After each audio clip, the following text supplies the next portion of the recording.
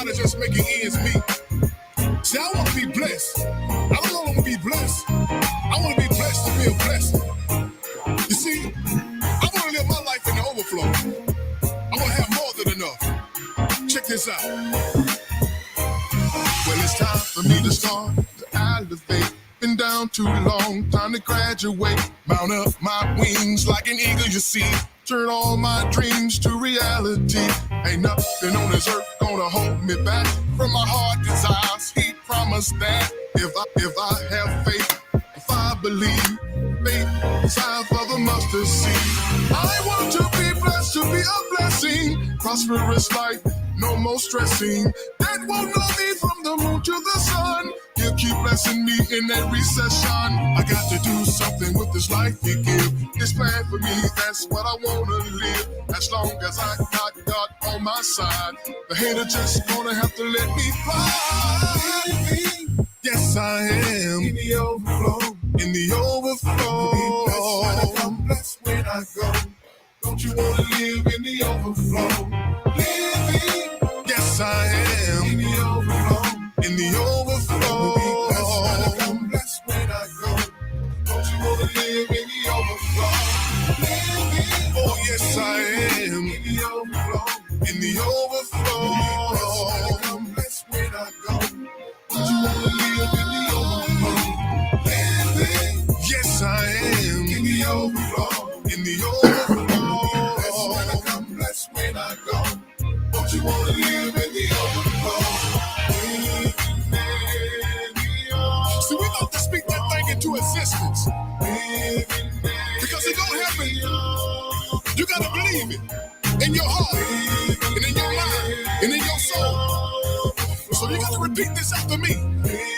See what you said, so you can say what you heard. I wanna be living. I gotta be living. And I'm gonna live. Come on, you repeat after me. Come on, say it. I wanna be living. I gotta be living. And I'm gonna live. I wanna be living. I got to be living. And I'm gonna live. Come on, speak this thing into existence. Let's go. I wanna be living. I gotta be living. And I'm gonna live. I wanna be living. Oh, now y'all got it. Your blessings is on the way. Blessed when I come, blessed when I go. Don't you wanna live in the overflow? Living. I want heaven in the overflow. Right here on earth. Blessed when I come, blessed when I go. Don't you wanna live in the overflow? In the overflow. Blessed when I come, blessed when I come. Blessed when I go. Hey, hey, hey, hey, hey, hey, hey, hey.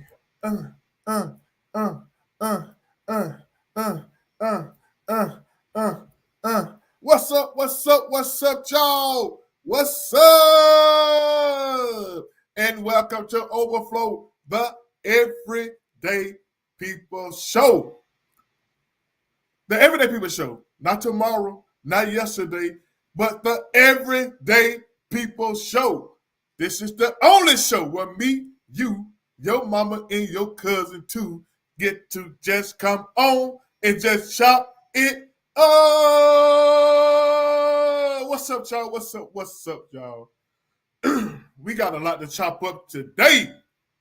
We got a lot to chop up today. What's going on out there in Facebook, YouTube, and Twitch land? We got a lot to chop up today, y'all. We got a lot to chop up today, y'all. I don't know if we're going to get through all this. We got to chop up.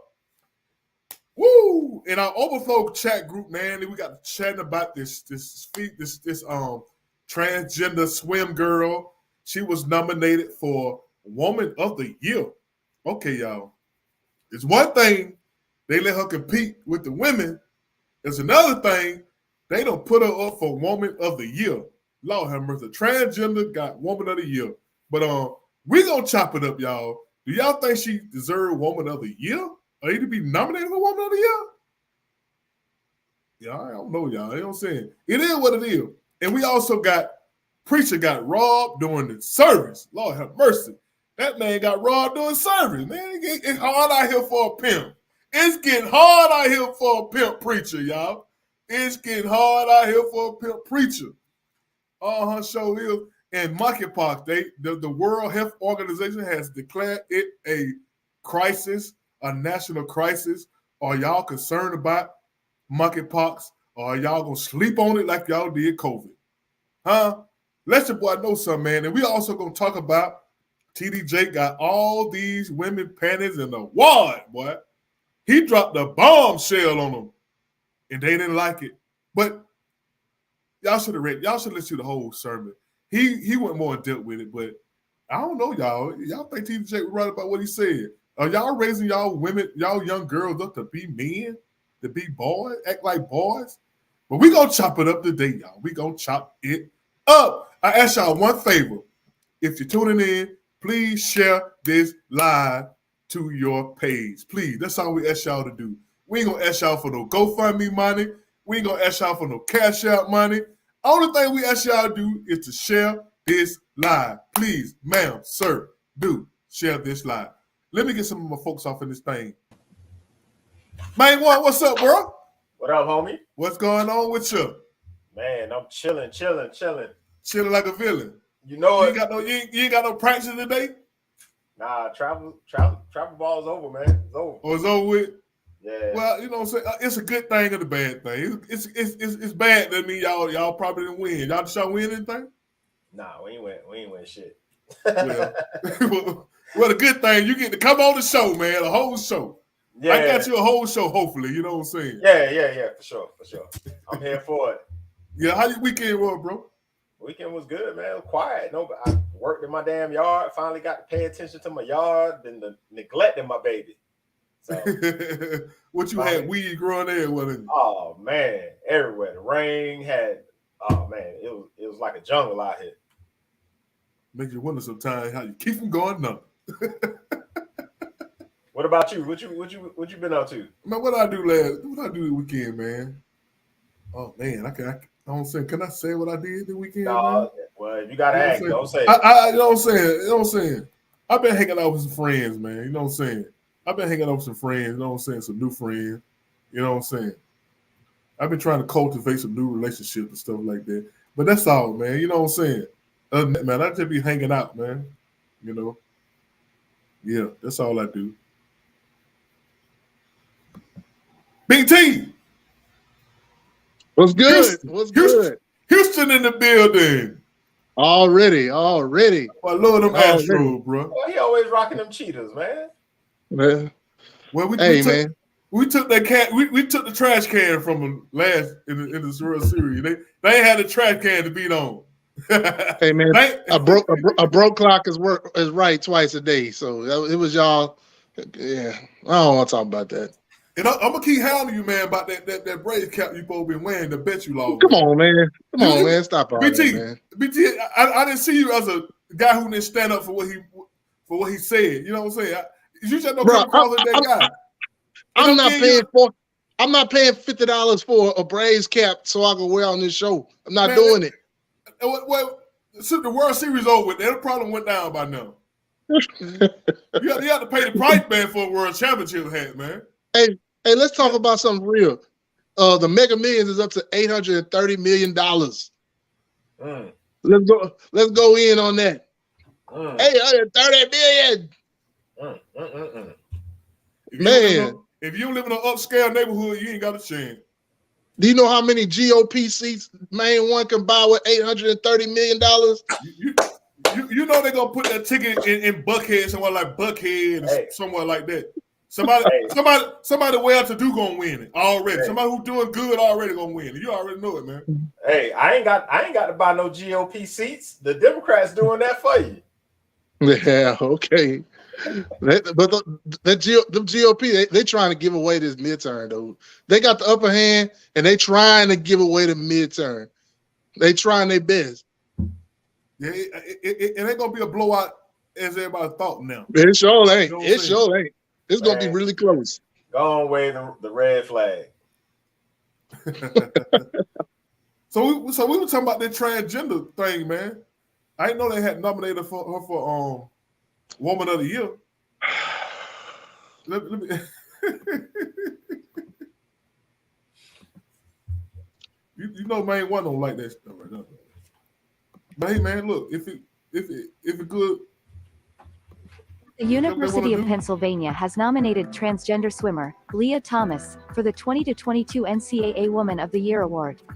The 22-year-old is nominated as a Division I athlete for swimming and diving. In March, Thomas finished first in the women's 500-yard freestyle, becoming the first transgender athlete to win an NCAA Division I title. Her nomination is controversial, as some argue male-to-female transgender athletes hold a physical advantage over other women. Out of over 500 student athletes, the Woman of the Year selection committee will select 30 top honorees, 10 from each division. Out of the top 30, there will be 9 finalists, 3 from each division. The Woman of the Year will be named at January's NCAA convention. For TJ Sports USA, Lena Smith. So I think it's just something they just doing, man. You know, I don't think she gonna win. Do I have to call her he or she? Man, let me tell you something, man. This is an easy fix when it comes to transgenders in sports. Give them their own race. Give them their own one. So that have the transgender freestyle, 100-meter freestyle. Done deal. Give them a medal. Put them in a record book. Done deal. What am I? They don't take. Done deal. They don't take away nothing from nobody, and they get their own. And they get their own. For one, it ain't enough of them. That I was just about to say. I'm about to say that. For one, it doesn't matter. If it's one person competing, get one person competing. Hold up, wait. Hold up. But we got to get to the logic of their argument. For one, it ain't enough of them. For two, they feel like they are a woman, so they're gonna feel alienated for not being part of the woman shit. So you in between a rock and a hard place with that shit. But no, they are transgender. They told us to call them transgender, right? They get their own stuff. Call him a man if you want to, and see don't they come down on your ass. Go on Twitter right now and say Leah Thompson is a man, and watch Twitter rain down on your ass. They might shut down your account. So how would you feel? Man. So how would you feel they put in a man of the year content? Would you feel you would feel some kind of way about that then? He identifies as a woman, so how is he gonna be? Well, see, so why you mad? Well, so why you mad? Because they put. Why is the issue? Because you said somebody they pushing it on us. No, what I'm saying is for what they're doing is there is total disrespect to women. So you got all these women out here, all these women swimmers. Wasn't no woman eligible. See, we at a point in society where we valuing fake shit over real shit. It used to be a time when a motherfucker walk around with a fake gold chain, he get laughed at. Now he got a fake gold chain. Oh, he getting praised and all kind of that. This nigga, we in the twilight zone. We are in the twilight zone. I had a fake gold chain when I was 12. You couldn't tell me nothing. Look, till my neck turned green. I got this fake ass man. So you think they're gonna have an effect on kids and stuff like that? I mean, and what I was talking about in the chat is, I think this is so one-offish. You know what I'm saying? Yeah, I think to be honest, man, I think in most areas where this is like where people don't tolerate this stuff. I think these people have come in and got into loopholes, and they've done the transmission. I think a few high schools have had like track champions and stuff like that. All right, in the places where there's an uproar and they don't like it, what they're gonna do is they're gonna rewrite the curriculum or rewrite the rules in the UIL and saying that you have to be born a female to compete against females in there. And once you do that, I mean, if somebody wants to take that to the Supreme Court, God bless them. But I think they're gonna start outlawing it everywhere, slowly but surely. There'll be a few ultra liberal places that allow it, but then it won't. The odds are there won't be a transgender there to compete and take place of that. So, I mean, I don't think it's going to be a big deal. I don't think it's going to be a new thing. The IOC, like the International Olympic Committee, they don't mess around. If you got too much testosterone in your blood, you're not competing. Like your girl Caster Semenya, and I feel bad for her because she's actually a woman.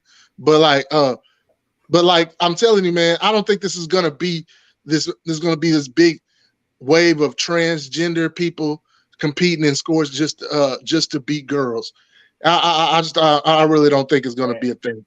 Well, I know here in South Carolina, they done made that ruling that if you were born a woman, you have to compete in women's sports. Right. And vice versa. But I work at a charter school here in South Carolina. They don't have to abide by that. Charter school is kind of different from public school shit. So we have some of those individuals at our school, and our lawyers have told us if they go in the bathroom, if they identify as a girl and they go in a girl's bathroom and the girls feel uncomfortable, the real girls have to leave. And if they say something to them, then it'll be considered bullying. And the lawyer told the principal, ain't shit you can do about it. Yeah. Same fix. Give them their own bathroom. But that's the problem. They want to feel included, bro. They feel like if I identify as a woman, I should be able to go in a woman's bathroom. I shouldn't have to go into a separate bathroom. I'm telling you, bro, this shit is being normalized. And y'all don't believe it. Y'all think it's just some one-off shit, but bro, this shit happening all over. Kirsten, what's up, boo? Hey y'all. What's going on? Sorry I'm late. I'm gonna be going off camera too a little bit. I'm cooking. You ain't late, you on time. You gotta send us a plate too now. Okay. Y'all gonna eat? Okay. Yeah, y'all probably will.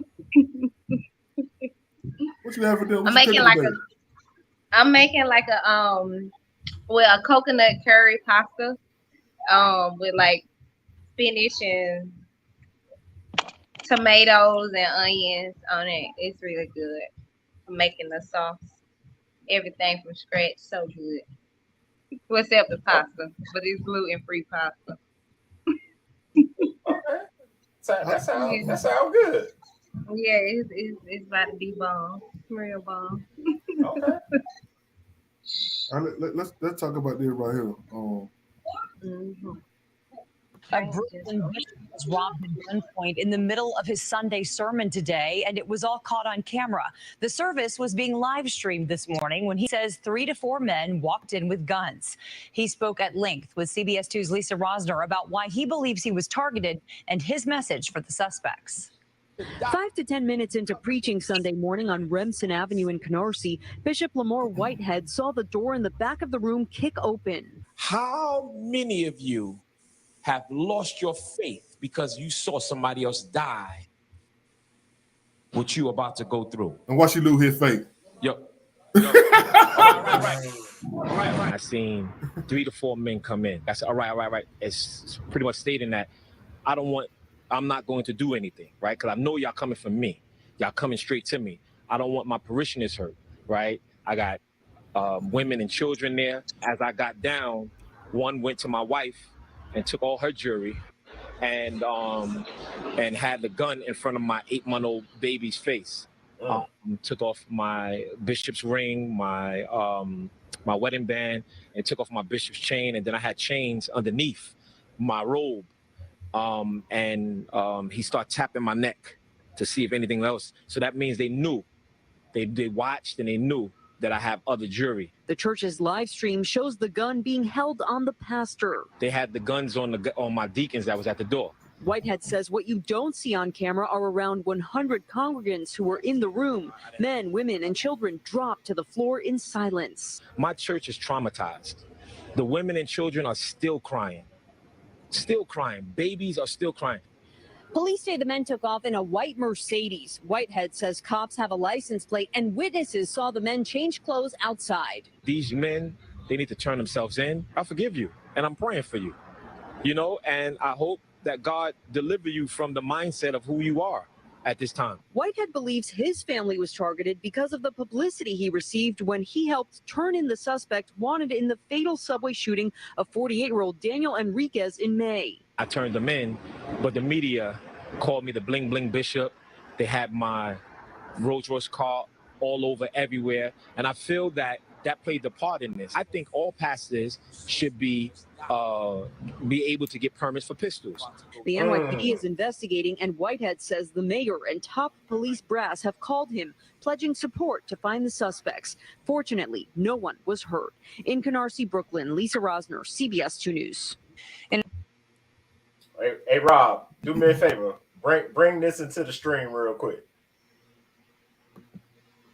I will not lose. Now, this is the same pastor or bishop, whatever you want to call it. You not ready. Unstoppable dynasty. So I believe that was like a couple of days before it happened. So apparently he be riding around with his jewels out in his Rolls Royce, so people know he got money or whatever. So now I ain't saying it's right for them to do that, but you know. So he started profiling. Hey, flex. So he out there flogging. Hey, that they call that karma. What you mean karma? Old hustling ass preachers. I'm trying to see.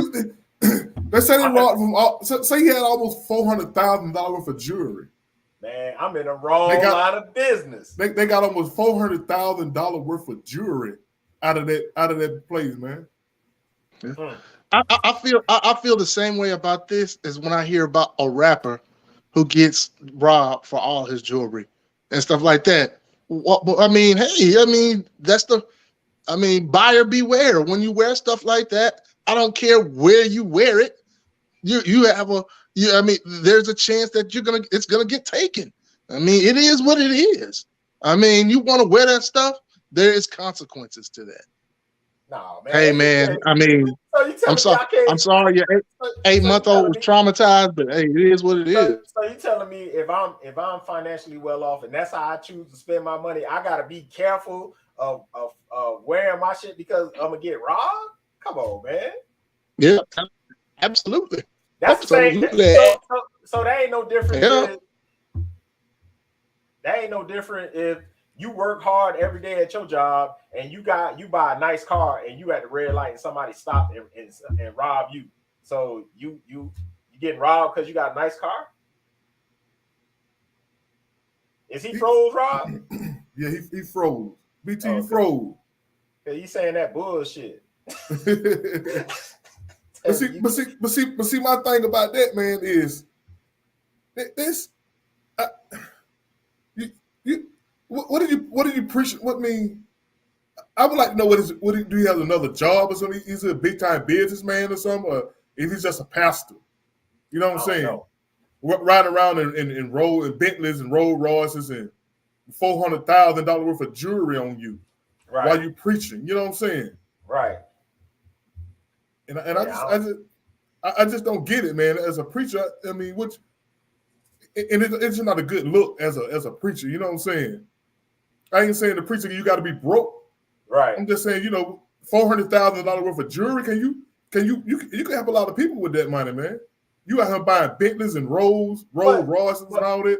But let me ask you this.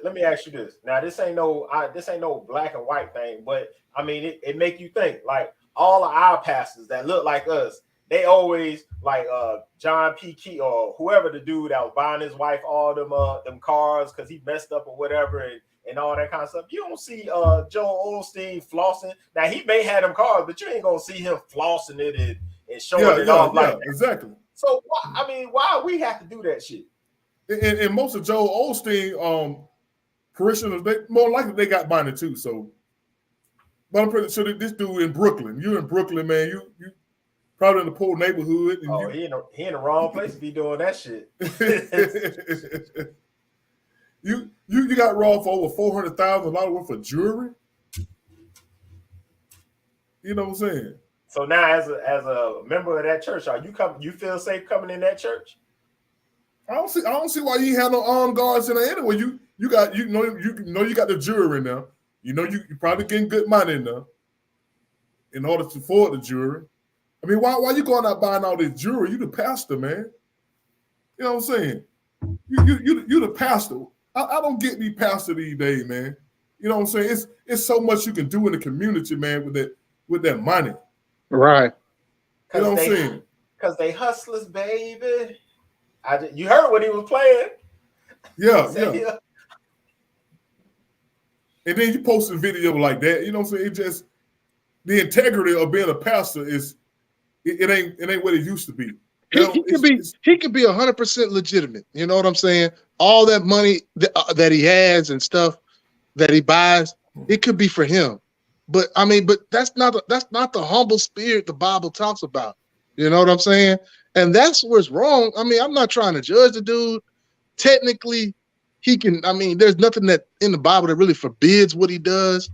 But I mean, actually, you know what it is? Wearing all that stuff doesn't edify God. It doesn't edify. He's edifying himself, and that's what he's supposed to be doing: edifying Christ, building up Christ, and edifying God. And he's edifying himself by wearing all that stuff. At least in the pulpit. At least edify God in the pulpit. You know, right in the pulpit. You know, if you want to go on, you know, on Flatbush Avenue and wild out, you know, go ahead. It's just I don't get these pastors, man, and I think they're doing a lot of damage to the kingdom by doing it. You know, I don't think you're drawing people in. You're supposed to draw all. The Bible says, "Draw all men into me." You know what I'm saying? Right. When you do stuff like that, I think you're doing more. You're pushing more people away than you're drawing men in. You know what I'm saying? Right, man. If you truly that's why I believe you don't need an intercessor between you and God. That's why I get rid of all these hustlers out here. You don't need your relationship with God is between you and him. You don't need nobody else. Because Jesus sat with the sick, gave to the poor, all kind of shit. Is he giving that $400,000 worth of jewelry to some of his poor people in his congregation? Probably not. I don't think Jesus went and bought a gold carriage and nothing like that. like Jesus walking around with gold slippers on, gold flip-flops slippers on. He probably did. They probably just didn't record it. You think so? You think he walked around with gold slippers on? Had a gold horse-drawn carriage made of gold. But you know, would have been dope. But I wouldn't have been flexing like. Yeah, I think him flexing is Bella, what's up? That's like you asking. Hey, that's why. Kirsten, that's why Judas turned on him. Judas was a hater. He was like, Jesus out here getting all this money. Shit. I'm finna get some of this. Right. Hey, but like the worst part about this is like there's so many great pastors out there, great leaders of congregations, and you know they don't get no love on social media. But this dude here clowning and gets robbed. I mean, and he gets all the shine, and it casts a bad light on him, because when people look at dudes like that, they be like, "See, that's why I don't go to church, and that's why I don't call myself a Christian," because they look at that type of stuff because he represents them like that. Black folks, that's what we do. I mean, because like when black people do something ridiculous, we take ownership of it. You know what I'm saying? And basically, like when one person messes up, we act like it represents us all, and that's a terrible part about it. And And I mean, it's unfortunate. It really is unfortunate. Yeah, it's hard to.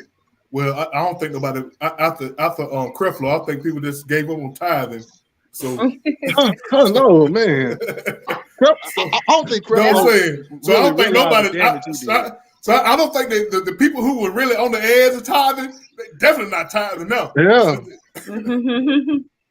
But you would think, like, you know, a church like that, especially if you making, you know, a nice amount of money and stuff like that, you would usually you have security and stuff like. I was, you know, wondering why he ain't got no security. That was very interesting, but hey. Unless it was an inside job. I wonder if he has insurance policy on all that jewelry. Of course. Yeah. He's a hustler. Yeah, it could be a setup to get you more, because you know when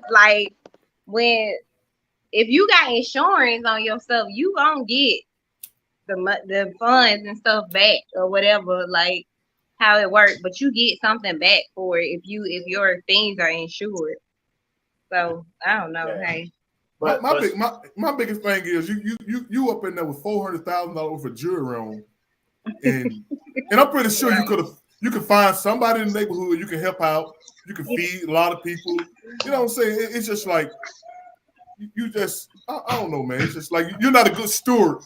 He's not a good steward over what he's. You know what I'm saying? He's not a good steward over what he.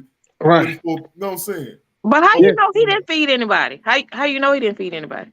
Well, you got $400,000 over jewelry. You can feed more. Do more. Okay, but how you know he didn't? Because he not on Instagram stunting. He not on Instagram stunting while he feeds folks. He on Instagram stunting while he in his Rolls Royce. Okay.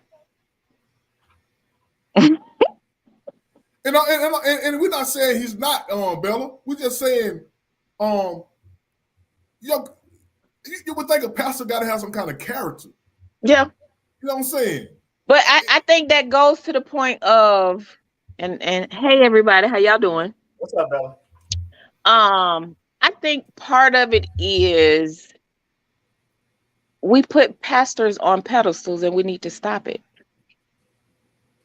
No, I don't think we put pastors on pedestals. Yes, Robert. I think pastor most pastors will tell you when they get the word from God, right? So if you did God tell you to go buy $400,000 worth of jewelry and a rose? Well, yeah, I do agree with her, because I think that's the main reason why most people go to church is because of the leader, the fact that they need someone to lead them and stuff like that. So I do see where she's coming from with that, like putting the pastor on the pedestal. Okay, I'm gonna take it back for a minute. I forgot the guy's name, but I used to call him Puffy because when I used to work at the airport, there was a club, y'all may know it, called Club Ritz. It was on Old National Highway. It was back in the 90s. Yeah, around the 90s. I saw this guy probably in 2016, I think it was, but he would try to, this was before he got into ministry. And when he saw me, he kept saying, can I talk to you? No, you can't. I didn't want to be bothered with him. Now, around the same time when all this stuff came out about Eddie Long, I was in a restaurant, saw him there as well. Funny thing is, Robert, I don't know if she's your classmate, but one of the girls that went to school with you got involved with this dude. And I'm saying all this to say about putting them on a pedestal. This man was sitting here with a church, probably one of the little storefront churches, I don't know. He had sex with probably about 5 or 6 women in church. And come to find out, he was HIV positive. What? Yeah. So it was all over the news.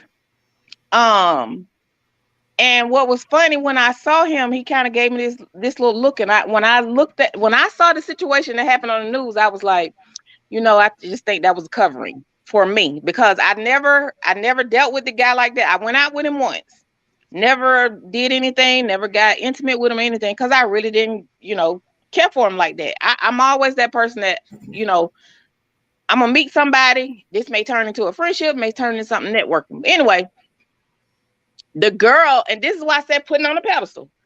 The girl that went to Harper, she was kind of scared because she thought she was HIV positive as well. But she came on Facebook and she was sitting here saying, "Oh, he shouldn't have did this. He shouldn't." Well, you shouldn't have done it either because this was a married man.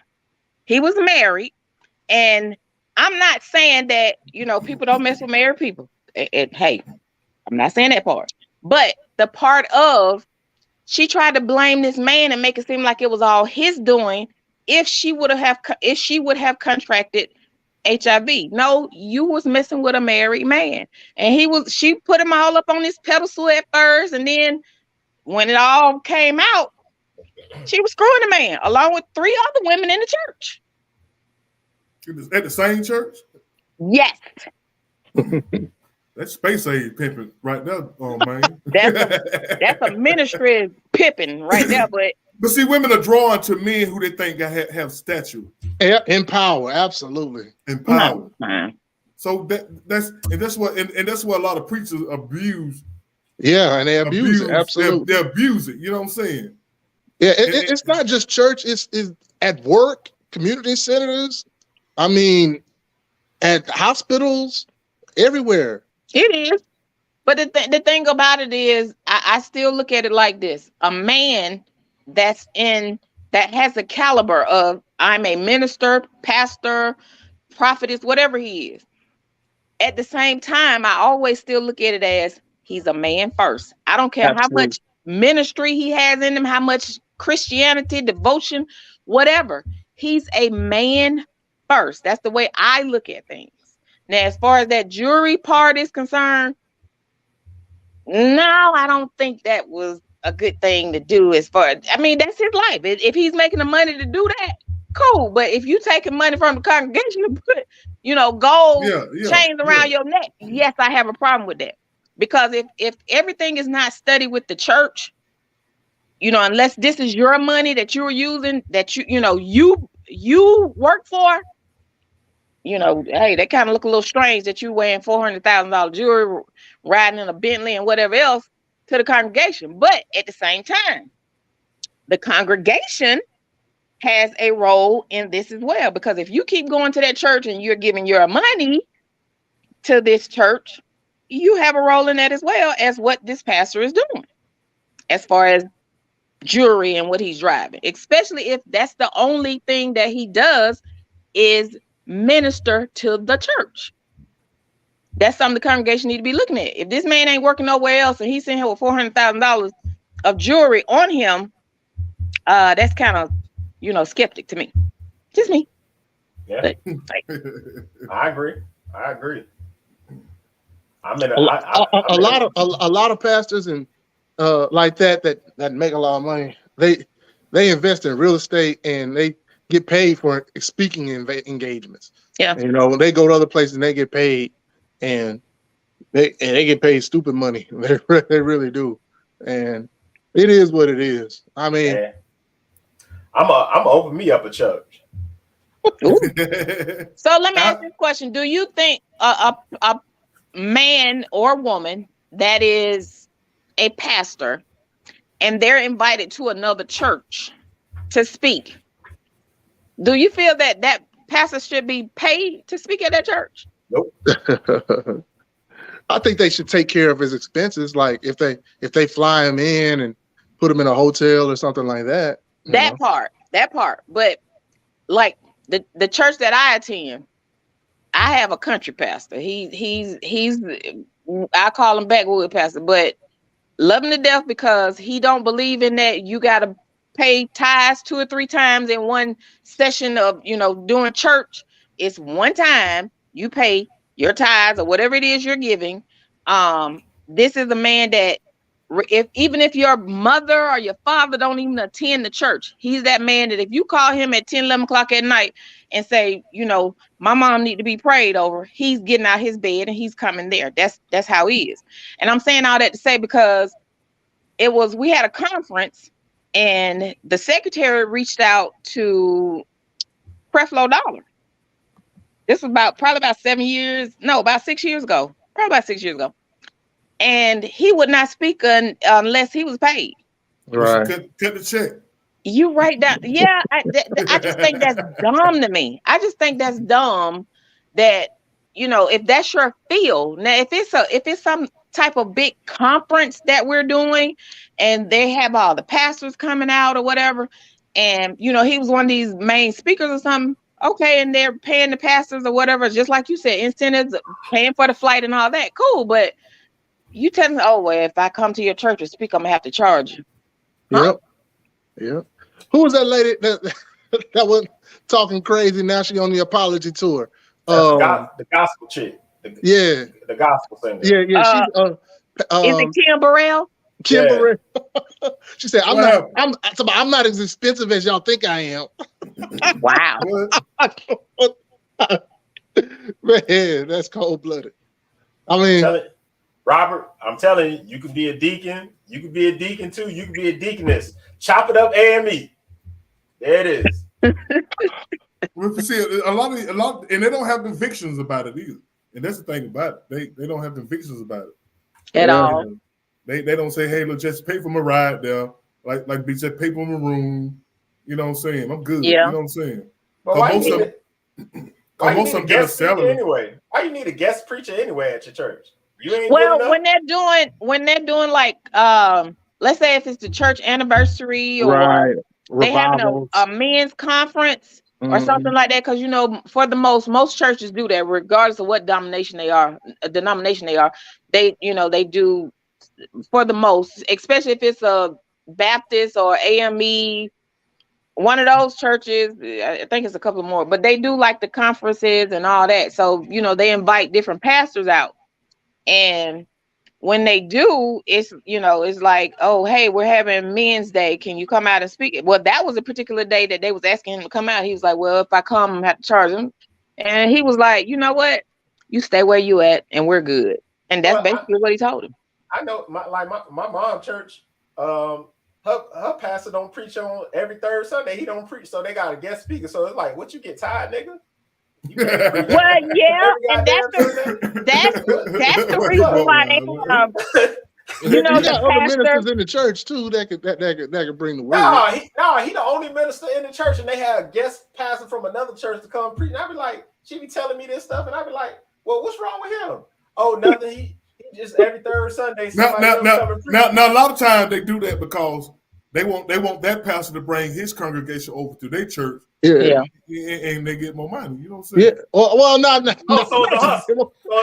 It's I don't know. I'm No, just saying. No, it's fellowship, but look, but he gonna bring his congregation to your church, and you got a packed house.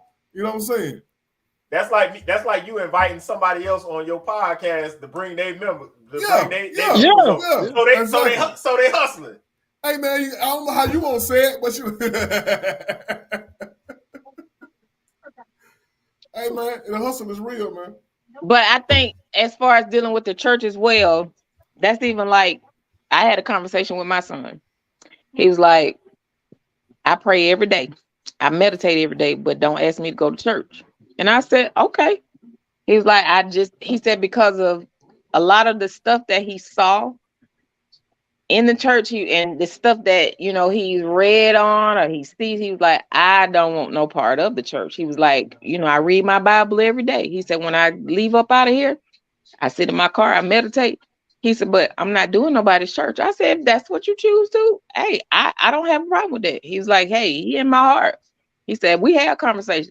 And the thing about it is, it's the people in the church as well. And I know we was talking about the pastor, but it's the people in the church as well that deter other people from coming. Because when you sit down on one of the, in the pew, you sit down on one of the rows, you have one to tell you, oh, you can't sit right here because this is such and such seat, or they turn their nose up at you because you have on certain things. This is the reason why a lot of these folks don't attend church. It's more to it now than that. Perfect people don't go to church though. It's flawed people that go to church, and they need it.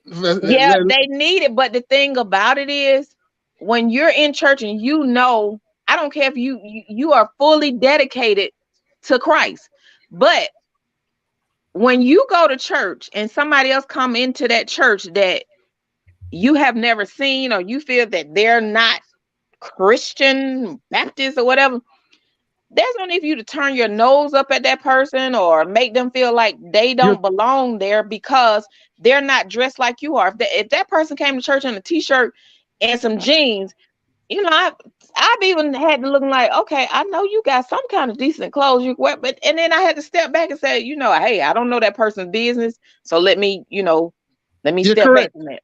Yeah. I mean, you're correct about that. You're not. I mean, you shouldn't judge nobody, but if you do got better clothes, you probably should wear them to church. Yeah, you know what I'm saying?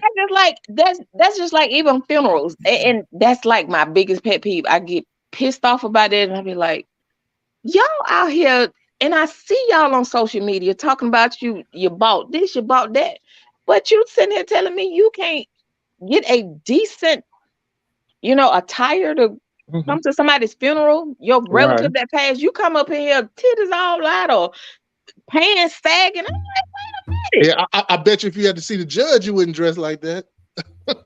and that's what kills me. People show more respect for judges, in the courtroom than they do for God when they go to church. I mean, but the Bible said, "Come as you are," right? It said, "Come as you are." No, it doesn't. No, it doesn't. It don't. I don't think the "come as you are" mean come as you are with I know. It means your heart. Come as you are, your condition, whatever state you in your life. You know what I'm saying? Come as you are. If you're a drug dealer, come on in. You know what I'm saying? Yeah, your heart. Where you sitting at, wherever it is that you're sitting at mentally.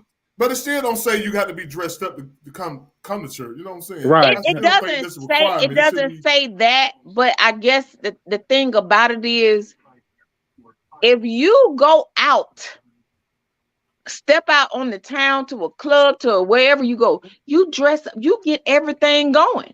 Right. You have everything right. But then Bella, when you hit church, you sitting here looking like. But Bella, but Bella, just like you said though.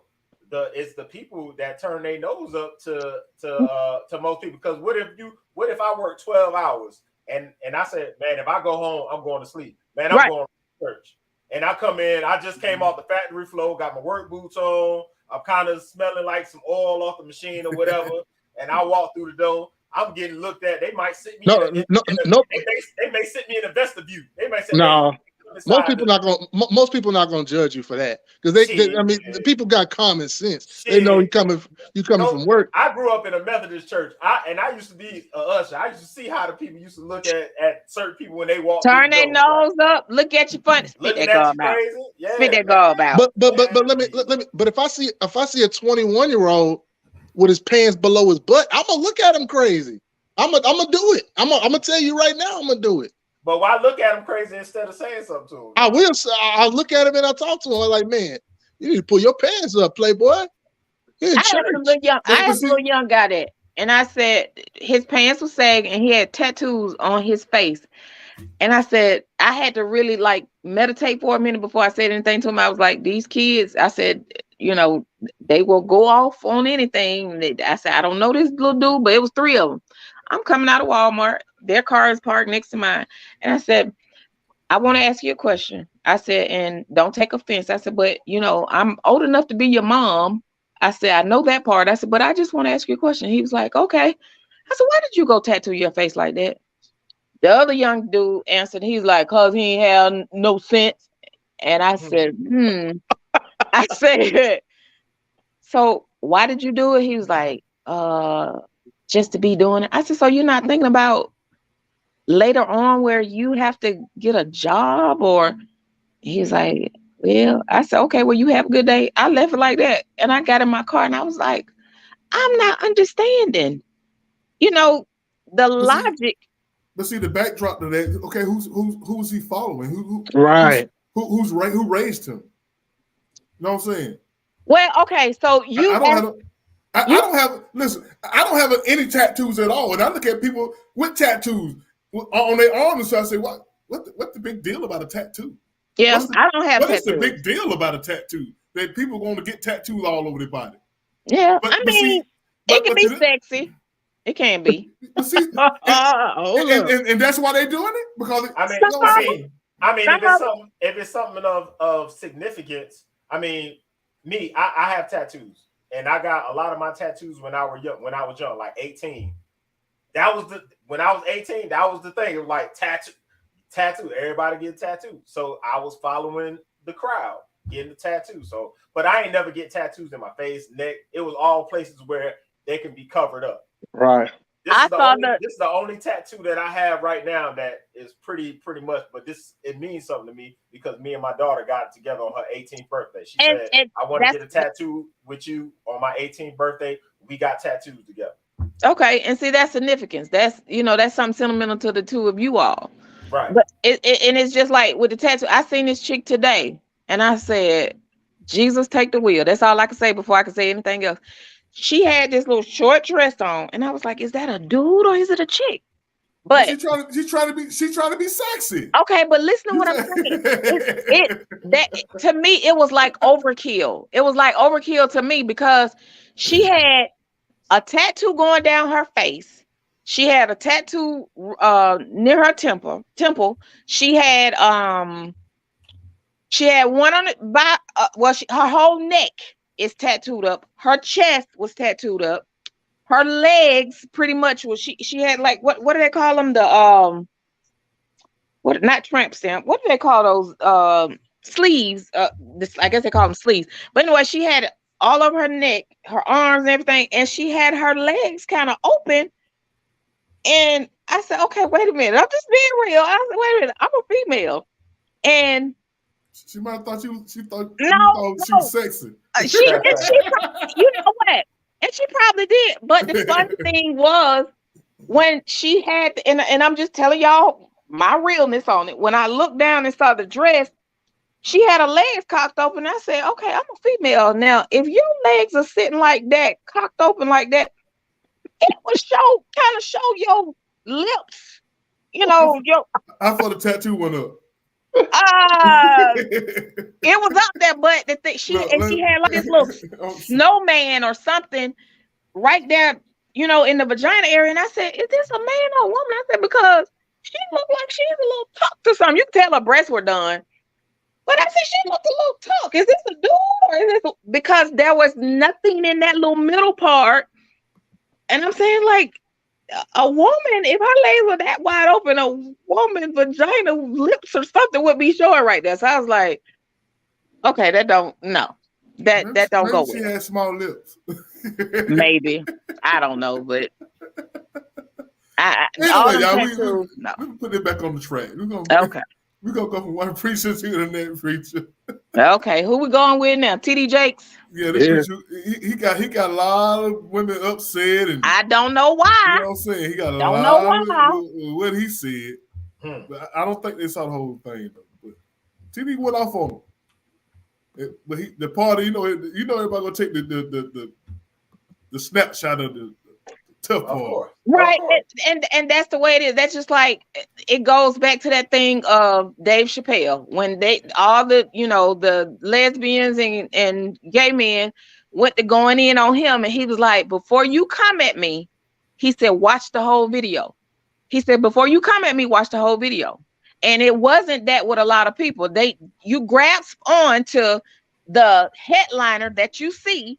And then you start saying, oh, he said you didn't listen to it. The same way I felt about the little dude, the baby. If they would have really listened to this dude when he was in concert, it wouldn't have been that much animosity about what he said about HIV or AIDS. If you would have listened to what the guy said. That's just my opinion.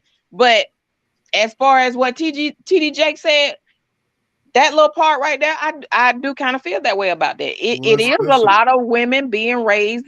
Well, I don't even say raised. It's a lot of women that are acting like men in a perspective when it comes to certain things. It is. Are you hearing what I'm saying to you?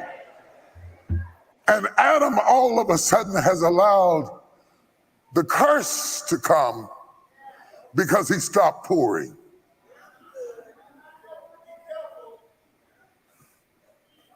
Women, be careful about pouring too much into us. Mm-hmm. We are designed to pour into you. True. I agree. And you are designed to take what we pour into you and increase it and make it better. Okay. You increase it, you appreciate it, and you multiply it. This breaks all sociological orders of the culture we're living in now, because we are raising up women to be men. And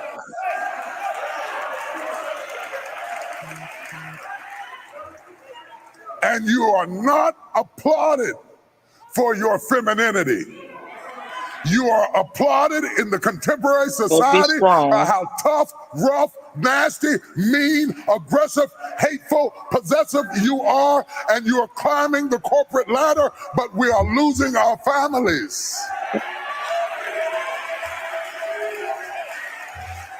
I know you can buy your own car. I know you can buy your own house, but until you create a need that I can pour into, I have no place in your life.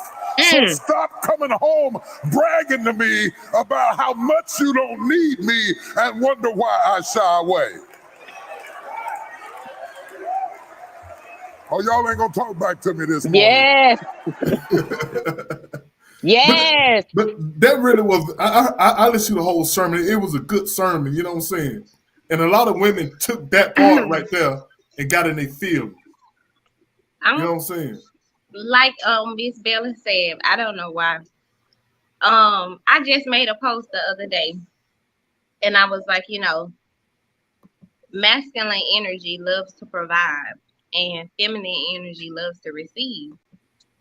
And I put that up there because I was thinking about something, in which you have in time and place. Not saying that you won't switch into, you know, whatever role, but most of the time, like, women, you know, are in a masculine energy when they are at work, and a lot of them don't know how to turn it off when they get home. Or whatever. And before you get too far, y'all have masculine energy? We all y'all have supposed both. to have masculine. So men supposed to have feminine energy. You got, yes. Okay. We all. I'm just trying to get this straight now. You know? Yes. And so when people talk about divine masculine and divine feminine, that means that you're all operating divinely and solely, well, mostly in your masculine, and then mostly in your energy, mostly in your feminine. And we all have both. That's like, you know, a law of duality. But I definitely agree with he said, especially with corporate women, like women who work, because I've seen it. And also, sometimes we are raised up what he said, being raised up that way. But sometimes you being raised up that way and not purposely. Like, according to your, like, depending on your background and the stuff you done saw and trauma and the things you done been through, it can cause a woman to become overly masculine. And and it's a lot of masculine women out here that look very feminine. Like that, and that's the biggest thing. Some of the most beautiful women are really masculine. And like it is very those traits. And I used to be like, I know, because I used to be. And that was something I had to work on, but I was like, nah, I need to work on being a very feminine woman, because that's like when you got a problem with, you don't know how to ask for what you need, or you don't like nobody doing for you. That's a masculine trait, and there's a lot of women out here, especially single mothers, like that. So there's something like, I don't know why. I mean, if they got mad about it, that's because they felt like, it was some truth in it, and that should have been an eye opener for you, because I know somebody had to bring it to my attention. It was brought to mind.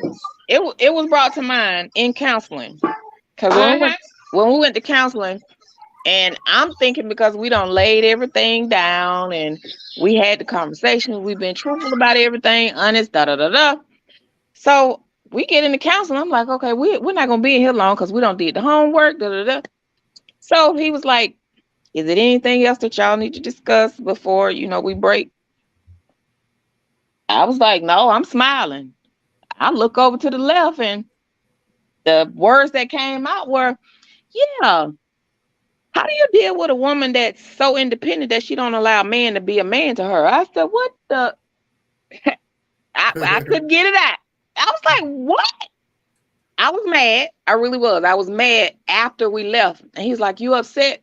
I said, I was. I said, because I thought we had everything out. He's like, yeah. He said, but you got to learn to kind of step back. I have always been that person that was independent when it came to a lot of things.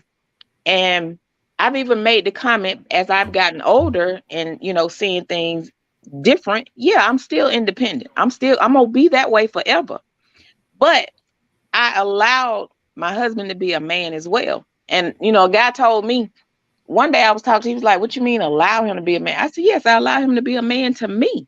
Because I said, you know what? That's where a lot of us as women nowadays, we screw up because we're not allowing him to intercede and be that man. Well, the first time he don't get something that you want or he's not doing it when you want to do it, is don't worry about it. Never mind. Those were my words. And that's why I can honestly speak on it and be truthful about it. Those were don't worry about it. I got it. No, we good. And those were my independent words. Because I am that person that I'm going to go get it. You tell me I can't get it, I'm going to get it. By any means, but it comes out of my pocket. I the one got it, so there's nothing you can say. That was my mentality on a lot of things. Well, I guess it's the by any means part. What you mean by any means? Meaning that it's called sacrifices. So if you know you want that 2022, okay, let me get the stuff that I need paid off. So that therefore, when I go get this 2022 vehicle, I have no bills that are affecting what I'm working and doing, because I paid off everything that I wanted to get paid off. I ain't asking you to help me with that. I'm going to do it myself. But what if he said, but baby, we don't have a need for that right now? Then that's something we'll have to talk about. And that's the same thing TD Jake was talking about. You leave him you had no need. He feel like you had no need for him. No, that's not true. If he's sitting here telling me, if he says to me, well, maybe you want to wait before you do that. Yeah, I'll think about it. But again, if I'm making the sacrifices that I need to make as far as bills are concerned in the house, and I've gotten things adjusted to where I have nothing else going on. And the reason why I'm saying that is because I have a trucking company. I have 6 trucks. The last truck that I had was the one that I was financing. I was like, when I pay this truck off, I'm going to get me a vehicle. I have 4 vehicles already out there, but I was like, I'm going to get me a luxury vehicle. That's what I want. He was like, you sure you want to do that? I was like, yeah. But let me say this. It was a discussion that took place first before I just said, okay, I'm going out here and get a car. I was like, when I pay off this truck, I want to get a vehicle. He was like, are you going to be good, with that? Yeah. So you're not going to need my help on this, whatever. I was like, let me ask you a question. When do I ask you for money? And that's one of the biggest things that he had a problem with as well. I don't ask for money. I've never been that person to say, oh, I need $500 to get such. I'm not a luxury person. I'm not a material person. And that was one of the biggest reasons why I felt like my husband and I, we got together, because it was like, every person he was talking to was about, okay, you get my car fixed. Da, da, da. So I took him in the thrift store one day. I'm a thrift store shopper, y'all. But anyway, I took him in the thrift store one day, and he started laughing. I'm like, what are you laughing at? He was like, well, I already know if we get together. He said, I know you about saving money. Yes, I save money. And that's the reason why I said what I said. I make sure if it's something that I want, and we got an agreement. If it's over $1,000 of something that we're getting, we discuss it first. And if we both are in agreement with it, okay, go do your thing. That's how we do it. So it ain't just me, oh, I'm gonna step out there and get it regardless of what you say. It was a discussion that took place in reference to it first before I just went out there and said, oh, I'm going to get this vehicle. I mean, that's how it is. But it goes back to me saying, and then let me say this. Somebody tried to ridicule me for saying what I said, because I made the statement and said, I will never tell anybody I don't need a man. I need a man. Not not as far as sex is concerned, but it's that comfort zone with that man. It's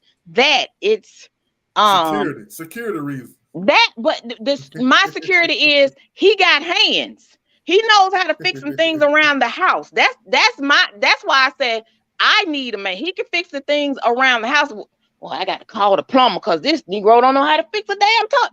No, that was one of my biggest reasons, because I was like, okay, he got hands on him. He can fix some stuff around the house. I don't have to pay for no oil changes. My husband do the oil changes. I don't have to pay for, gas. My husband fill my tank up. But what I'm saying is, I will never tell anybody I don't need a man. I need a man. We as women need men, and men need women. So, that when I hear that little statement, oh, I don't need no man. Okay. But still, y'all have to make sure that man know that you don't need him. You don't need him. Yeah. You said what? Say that again. Yeah. But still, y'all make sure that man know that you don't really need him. You just want him. I ain't gonna say that. So do you really need him? Do you really need him, or do you just want him? You do. I need him. I need him. Yeah, I agree with her, and we was talking about this last week too on the other show on DVP show. He asked us, like, do we feel like we need a man? And all of us said yeah, and because I used to be, I'm still kind of younger, but even in my younger days, I used to be like, I don't need no man and stuff, and that came from, that was a trauma response, because you done been hurt so much by, men who you really love, or your children's fathers, and you just feel like, I just don't need nobody. I'm better off by myself. But when you look at it, like, a man provides more than just money. They provide companionship, like they provide leadership, they provide, emotional support if you need to, if they know how. And oh wow. Look, I was saying, oh wow, that was interesting. But and they provide and everybody who has somebody, like, you die older. Did you ever notice that single people like die earlier? Because love keep you alive longer. It really does. And people don't genuine love, Genuine, exactly. Like that helps you stay alive longer. It really does. And like she said, I need my man, and men definitely need women, unless or whatever your preference is. But yeah, like I think TD Jakes was 1,000% right, but he diagnosed it perfectly, but he didn't say why. And in fact, there's two whys. Why are women being raised as men? And the straightforward answer we don't want to hear is that men haven't been taking care of our business. We haven't stepped up to the plate. So women have filled in the void where we haven't taken care of our business. So that's why you see so many women in leadership positions, because men are not there at churches, in the community, at jobs, and things like that. Now, that's the first why. The second why is wait. Before you go into the deeper one, you got to expand on this for a second, because you said in a microscope that men have dropped the balls from what you just laid out. Explain how men have dropped the ball. All right, men have not taken care of their household. There haven't been. There's more women. I think it started in the 90s where more women were the heads of households than we have ever had in the history of our. Why? That's my deeper thing. That you stopped me before I got to it. Men are not staying; they're leaving home. Yeah. The men they're either staying, leaving, never been there, or they were ripped out of the homes. You know what I'm saying? The war on drugs, mass incarceration. People talk about that. I don't let conservatives tell me, well, the black community needs more two-parent home. Well, y'all destroyed that, with the war on drugs, and y'all even hooked our mothers on drugs. You know what I'm saying? So, like, y'all pumped the neighborhoods full of drugs, Y'all sent in the police to arrest everybody that was on drugs, and you broke the families up. So women had to step up, and women had to step up and take care of the family, or vanquish. You know, it wasn't much of a choice. That's what built these independent women, these strong women, these women that can do things, and some of it, and some of it, it's gone too far in a lot of cases, you know. But like, and it's left a stain on our community where some women don't know how to. Some women don't know how to take a step back, and there are plenty of men that don't know how to take that step forward. I mean, it is what it is. I've seen it 1,000 times.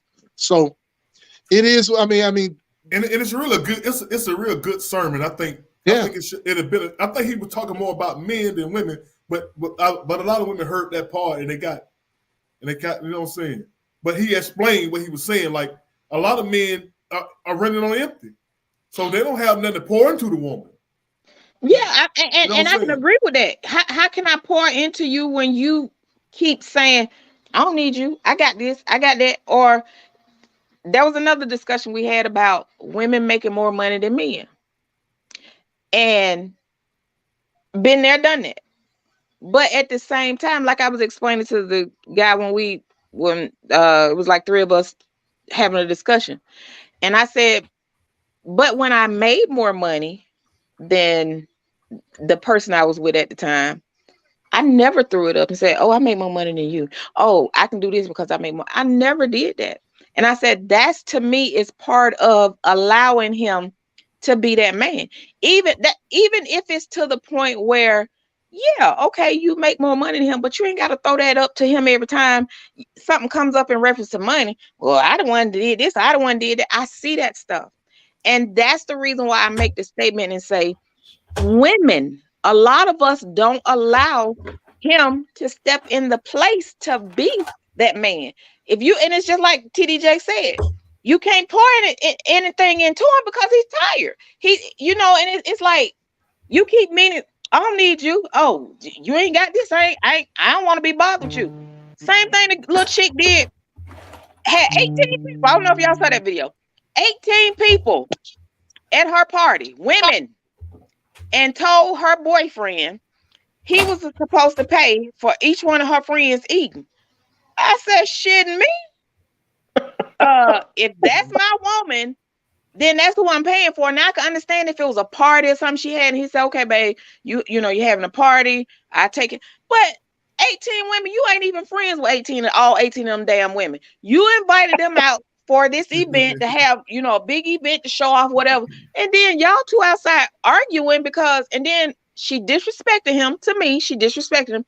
She said, what kind of nigga is you? She said, don't no woman want no broke nigga. I said, what the fuck?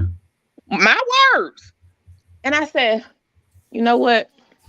This is part of the reason why, and I'm not saying all, but this is part of the reason why some of the men act the way they act as well when it comes to dealing with women. I don't owe your friends any damn thing. I don't owe your friends a dinner. I owe you the dinner because you and I are together. But I'm not about to sit here and pay for no 18 women dinner, and ain't no probably all of them had a $50 plate, maybe more. I'm not paying for that. Well, some women are the wrong. You can't pour into every woman. He's pouring into the wrong woman. That's what he's doing. You know what I'm saying? You gotta take your talent somewhere else. You know what I'm saying? Yeah, evidently. And a lot of times as men, we pour into the wrong women. I think we as women do that too. But see, it ain't y'all job to pour into us. Well, I disagree with that, but I think I don't agree with it's not our job because it's like this. If I'm pouring into my man, that's motivating him to do more than what he. That's not your job. It's his job to pour into you. Yeah, and you take what he poured into you, and you stress it. That's exactly what the sermon was about. That's what the sermon was about him, about the man supposed to pour into the woman. Right, But but how why many would you men not actually pour feel into like your man? Why See, would you? and that's where we get off the rail because y'all think y'all both pour into us. No, I don't agree with And that one, now, Rob. if you think you're pouring into me, you think you're supposed to have control. No, Well, that's not true. That's not true. That is I true. think No, I it's think not. we pull to y'all differently, like, you know, far as like the nurturing aspect and, you know, other things. I think what TD Jakes was saying was, you know, don't be taking care of no man like he a child. I think that was what he meant, like pouring into, like really just taking this man in and doing all, you know. But we definitely, a relationship is, you know, giving, you know, pouring like we pouring into each other.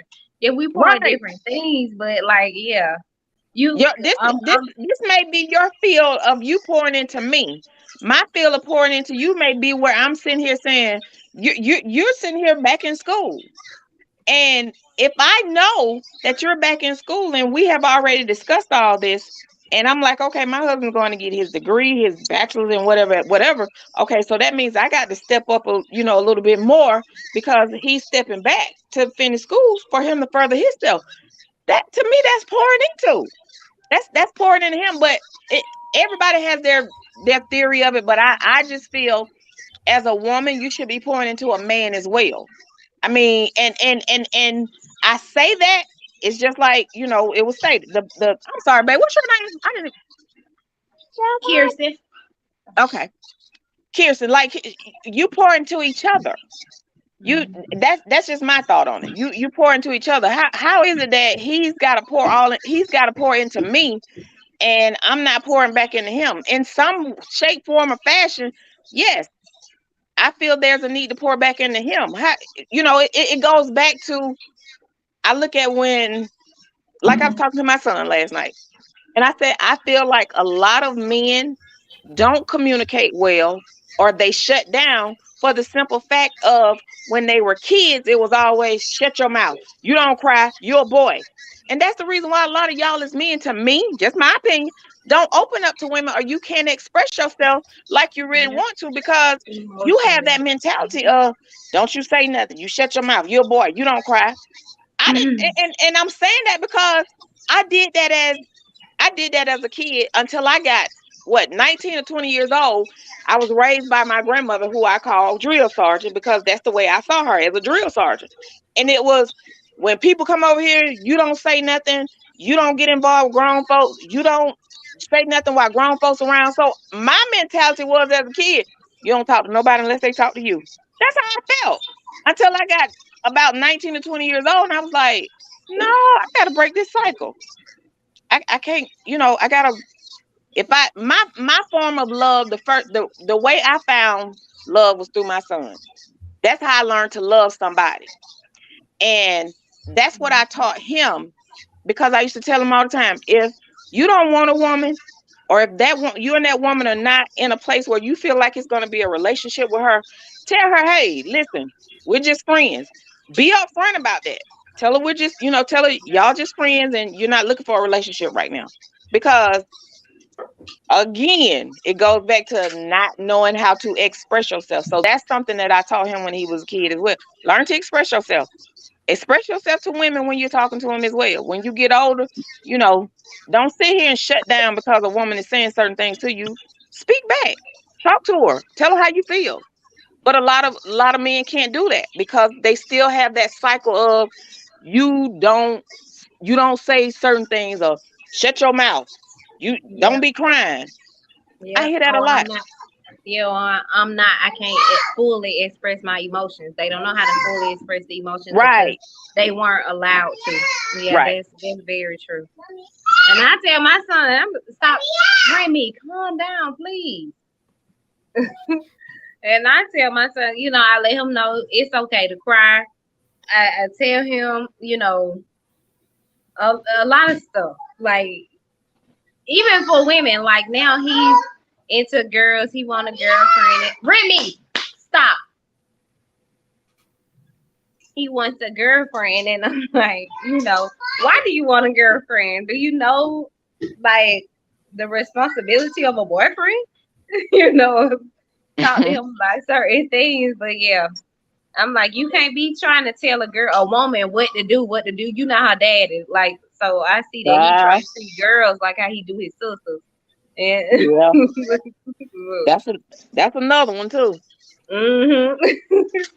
But yeah, you gotta find that balance. And like I said, a lot of us operate, how we was brought up as children, and then we're learning. I feel like now people are healing more, like because you have access to a greater amount of healing modalities. I think that this is a time where people are really coming out of that, because a lot of like the older generations, they did the best they could. They did the best they could. But most of us was traumatized. So are we? Y'all think we victims of the culture? Y'all think the culture kind of like training women to kind of like be more independent? You said, I think so. In a sense, I think so. Yeah, you turn on the TV and it's all about the independent women and. Yeah, and it's like you're basing everything. A lot of them, especially women, to me, it's like social media has your thought process. Oh, she did that, so I gotta go do that, or I gotta dress this way, or I gotta be that way. Sweetie, you need to think for yourself. Yeah. I think certain people are, because me, for example, I don't listen to certain stuff. I don't choose it. Like certain songs, I just don't, search. It's not on my playlist or none of that. I'm in a generation of, well, that's not really my generation, but a lot of people my age listen to like City Girls and all these other stuff. I don't know half of these songs. I love like old school R&B. I like what I grew up on. Right. I grew up on old school R&B, even like boy bands and girl bands. I love songs about love and dancing. I like reggae music. I don't like all this other. Like, I be really listening to music, and if I don't agree with what you say, I'm not listening to it. I'm not going to search your song. I'm not like I'm not doing none of that. But yeah, I like music that I really I can vibe to, that pours into me, that make me feel good. Right. So everybody ain't like that. Some people just like what's trendy. So what would you tell your daughter growing up as about that? You know what I'm saying? Like, you tell her get our own money, get your own money, girl. No. I mean, well, yeah, I want you should be able to take care of yourself, yes. Before you, not like, you should definitely be able to take care of yourself, but it depends on what they want. Everybody, I'm not gonna force my belief. Everybody don't want a family. Everybody don't want, to, even though a family is great, that's how I teach that to my children. Like the black family, the family period is powerful. But I can't make my children decide that that's what they want. All I can do is lead by the greatest example or whatever. But yeah, you should definitely keep you some money though. So I guess what he's saying is y'all raising y'all daughters up to be men, to take on that man role. I don't think that's taking on no man's role. If you're telling your daughter to, Robert, you a shit starter too. No, that's saying but see, y'all put yourself in that sermon. But T.D. Jakes was saying y'all raising y'all girls up to be men. He was talking about y'all grown women. He was talking about how y'all raising them now. How y'all raising them. I don't think it's a problem to tell your daughter to make sure that even if she's being taken care of, or if the man, the man is the head of the household, you still make sure that you have what it is that you need to keep yourself equipped as well. You make your money. If it's to the point where, you're making money, he's making money, and y'all growing together, cool. But I would not tell my daughter not to keep her stash nowhere. Excuse my language, this motherfucker might get crazy. They'll like one day, because I have seen that as well, and I don't want to speak negative on men because we just don't trust each other. No, I'm not gonna say that. I'm not gonna say. There's trust factors. There's trust factors, but how that trust? You tell her to get a secret stash. Because that's just like an emergency fund. Everybody should have an emergency fund. That's an emergency fund. That's all it is. So you telling me that like grandmama's bro. Right, bam. So you telling me that you're married and everything that you're getting, or y'all in a relationship, whatever you want to call it, everything that you're getting as far as income is concerned, you're putting it in one account to where y'all both are getting it. You ain't putting nothing back. You ain't saving for nothing. That's what you saying, Robert? No, I'm not. We talking about women, man. We ain't talking about me. Okay, but why we talking about men and women? We were talking about men and women. But the thing about it is, regardless of how you say that, a stash needs to be put somewhere because you don't know. Here's about the stash. Here's about the stash. You need to let them know you have a stash. You don't have to necessarily tell them where. You don't have to necessarily tell them where it's at or how much is in it, but let them know you have one. Right. Because Scooby-Doo.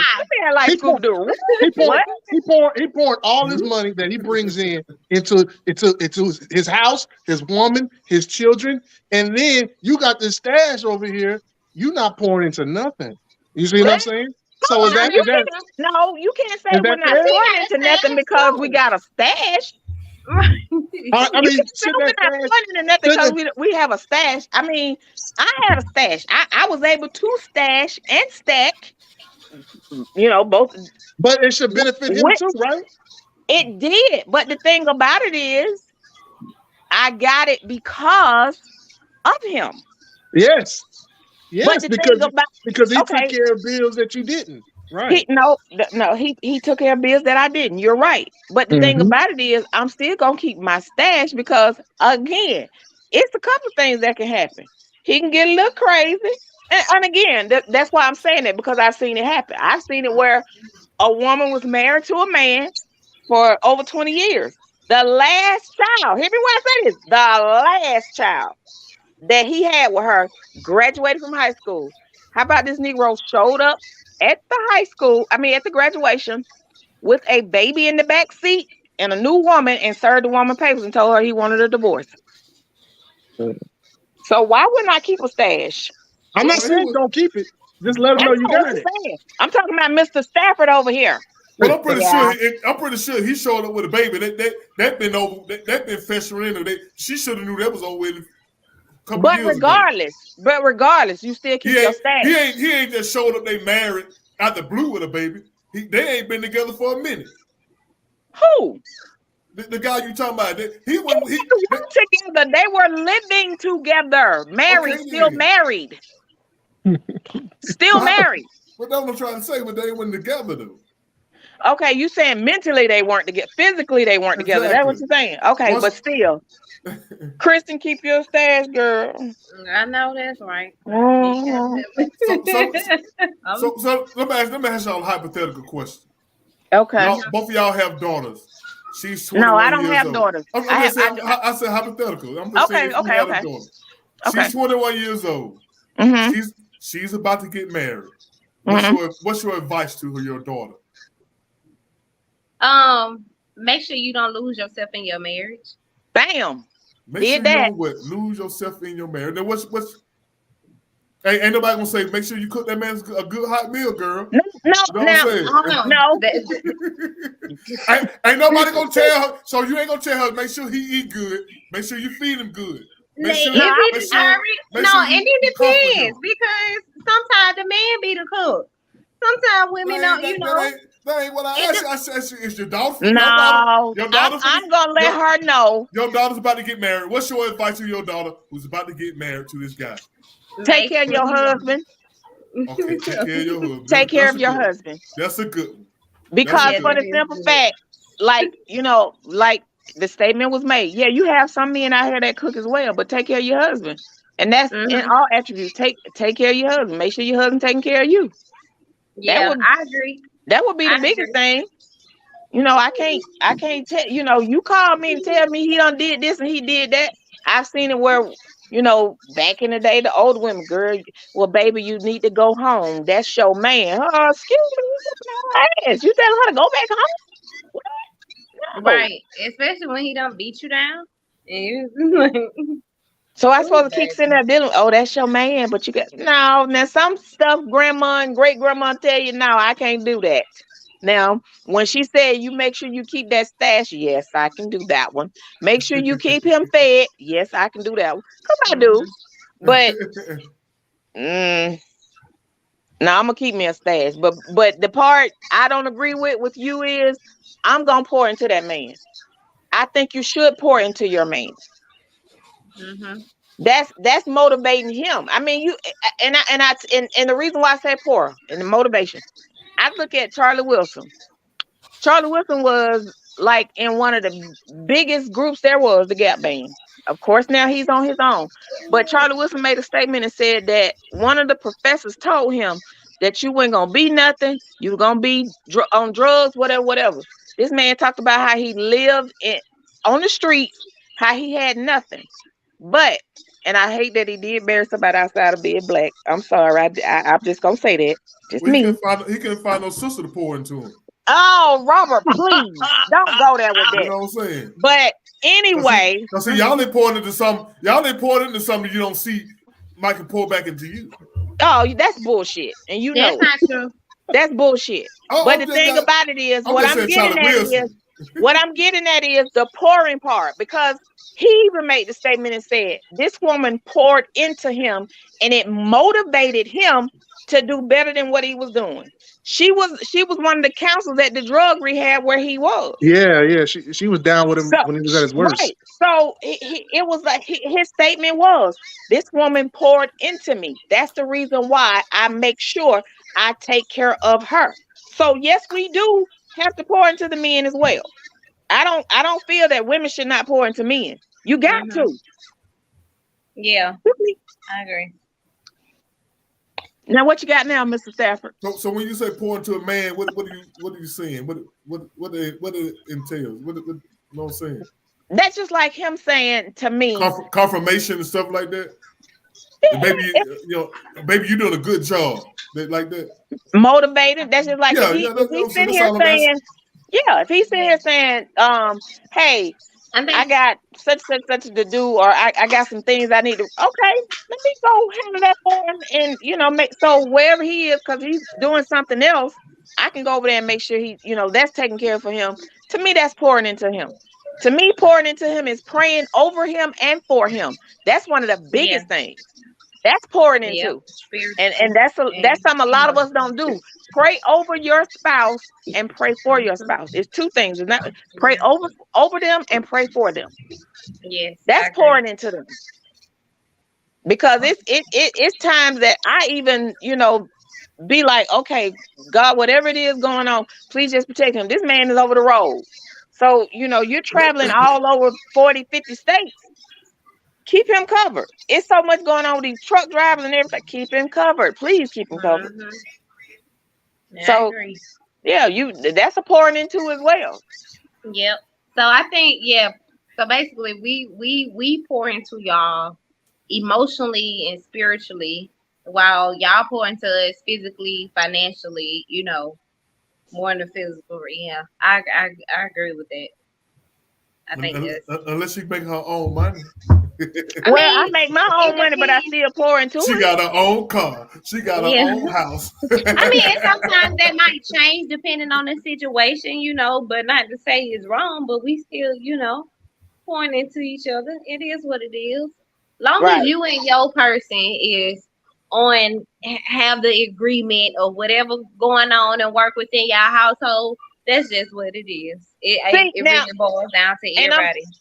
I'm glad you said that, because that's just like having conversations, even in this the marriage club or whatever it's called. And you ask the question, what's the issue with a man and a woman as husband and wife splitting bills?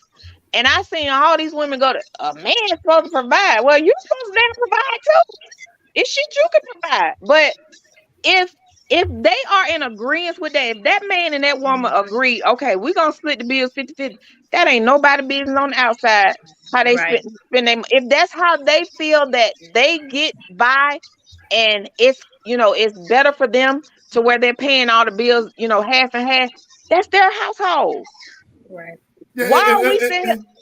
and a woman can be by herself, paying all her bills.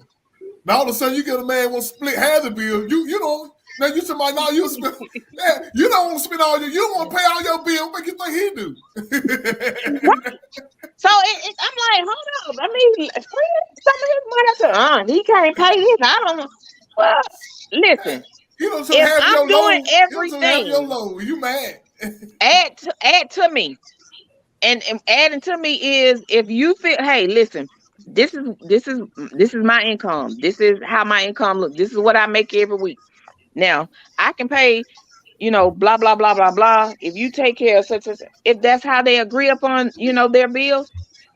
Shit, who am I to say, girl, you don't let him do that. You need to let him pay all the bills. No, me personally, I would feel bad. It's me. I would feel some kind of way if all the bills in the house are paid and there's nothing in my name or I ain't paying no bills. No, again, my name ain't on nothing and you get stupid. Hold up, bro. And the reason why I say that because somebody did me like that. I pay rent here. Police came in. He said, bro, you don't live here. Yes, I do. Dude tried to leave some clothes at the house and everything. He didn't know I had signed a new lease. It was so funny. My name on the lease. Police said, what the lease said, bro? He said, get your ass up out of here. He said, get your ass up out of here. You don't want to change the lease. It was a new lease. I had to sign a new lease. So I stayed where I was. You dirty, girl. I ain't dirty. I'm dirty. I am dirty. It's the lease.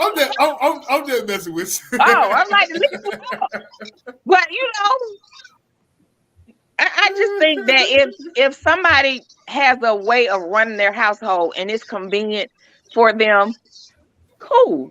Let them people do what they do in their household. What business is it of yours? I mean, can't control about it. I just don't like to hear women say, girl, you should be paying them bills. You need to let them pay them bills and stack your money. And she stayed by herself paying all her bills. I don't know. I guess I'm a different cloth.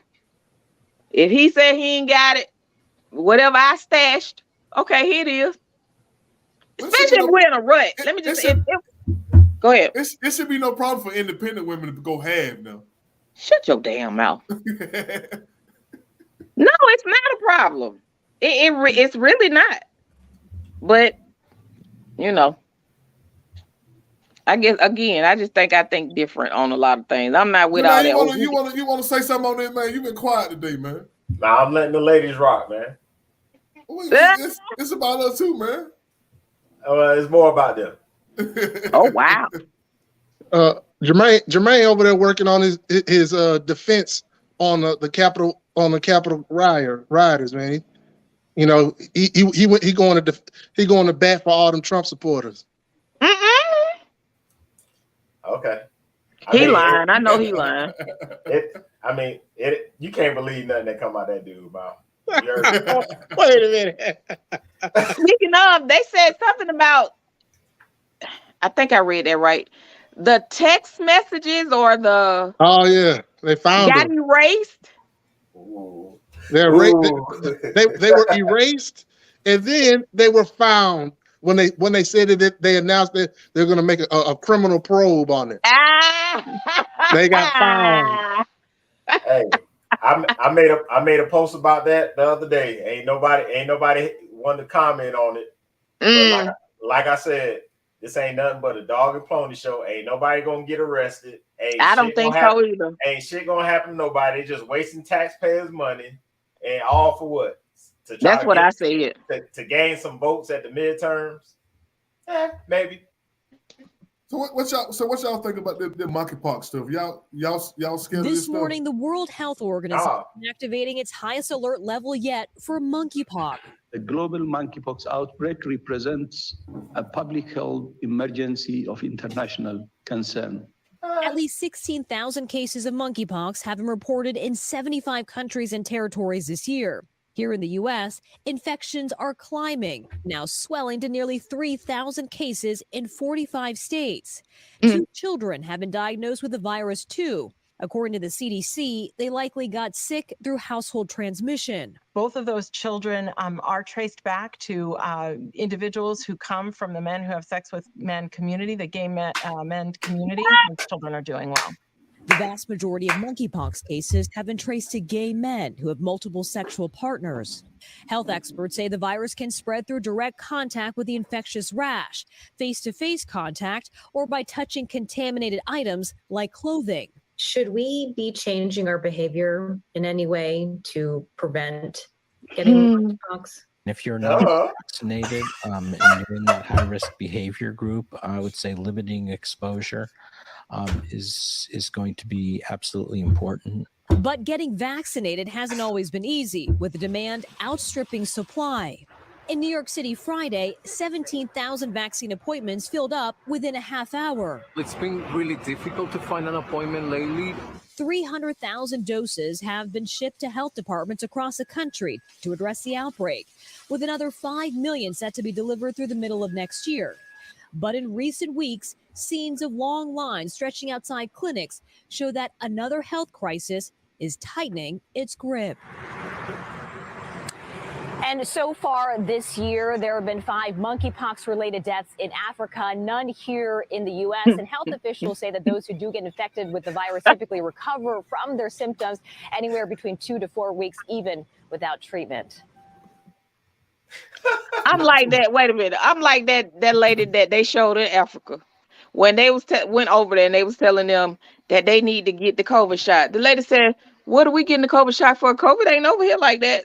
Why are we getting a shot?" It to me, just my opinion, and I know I keep saying it, but it's just like, to me, we keep being made the damn fucking dummies for shit. Every time I see stuff like this, the first thing I go back to is the syphilis situation in Alabama at Tuskegee. I don't know why. It's just like every time something takes place. Okay, COVID is still here. COVID ain't hitting like it was hitting. Now all of a sudden it's monkeypox. Oh, and it's men having sex with men. Yeah, that's the same shit y'all said about AIDS. And it's like every time something takes place, it's the black race that has the highest in every damn thing. It's like, okay, when COVID hit, it was more so white people getting COVID and everything else. No, I'm gonna take it back. AIDS.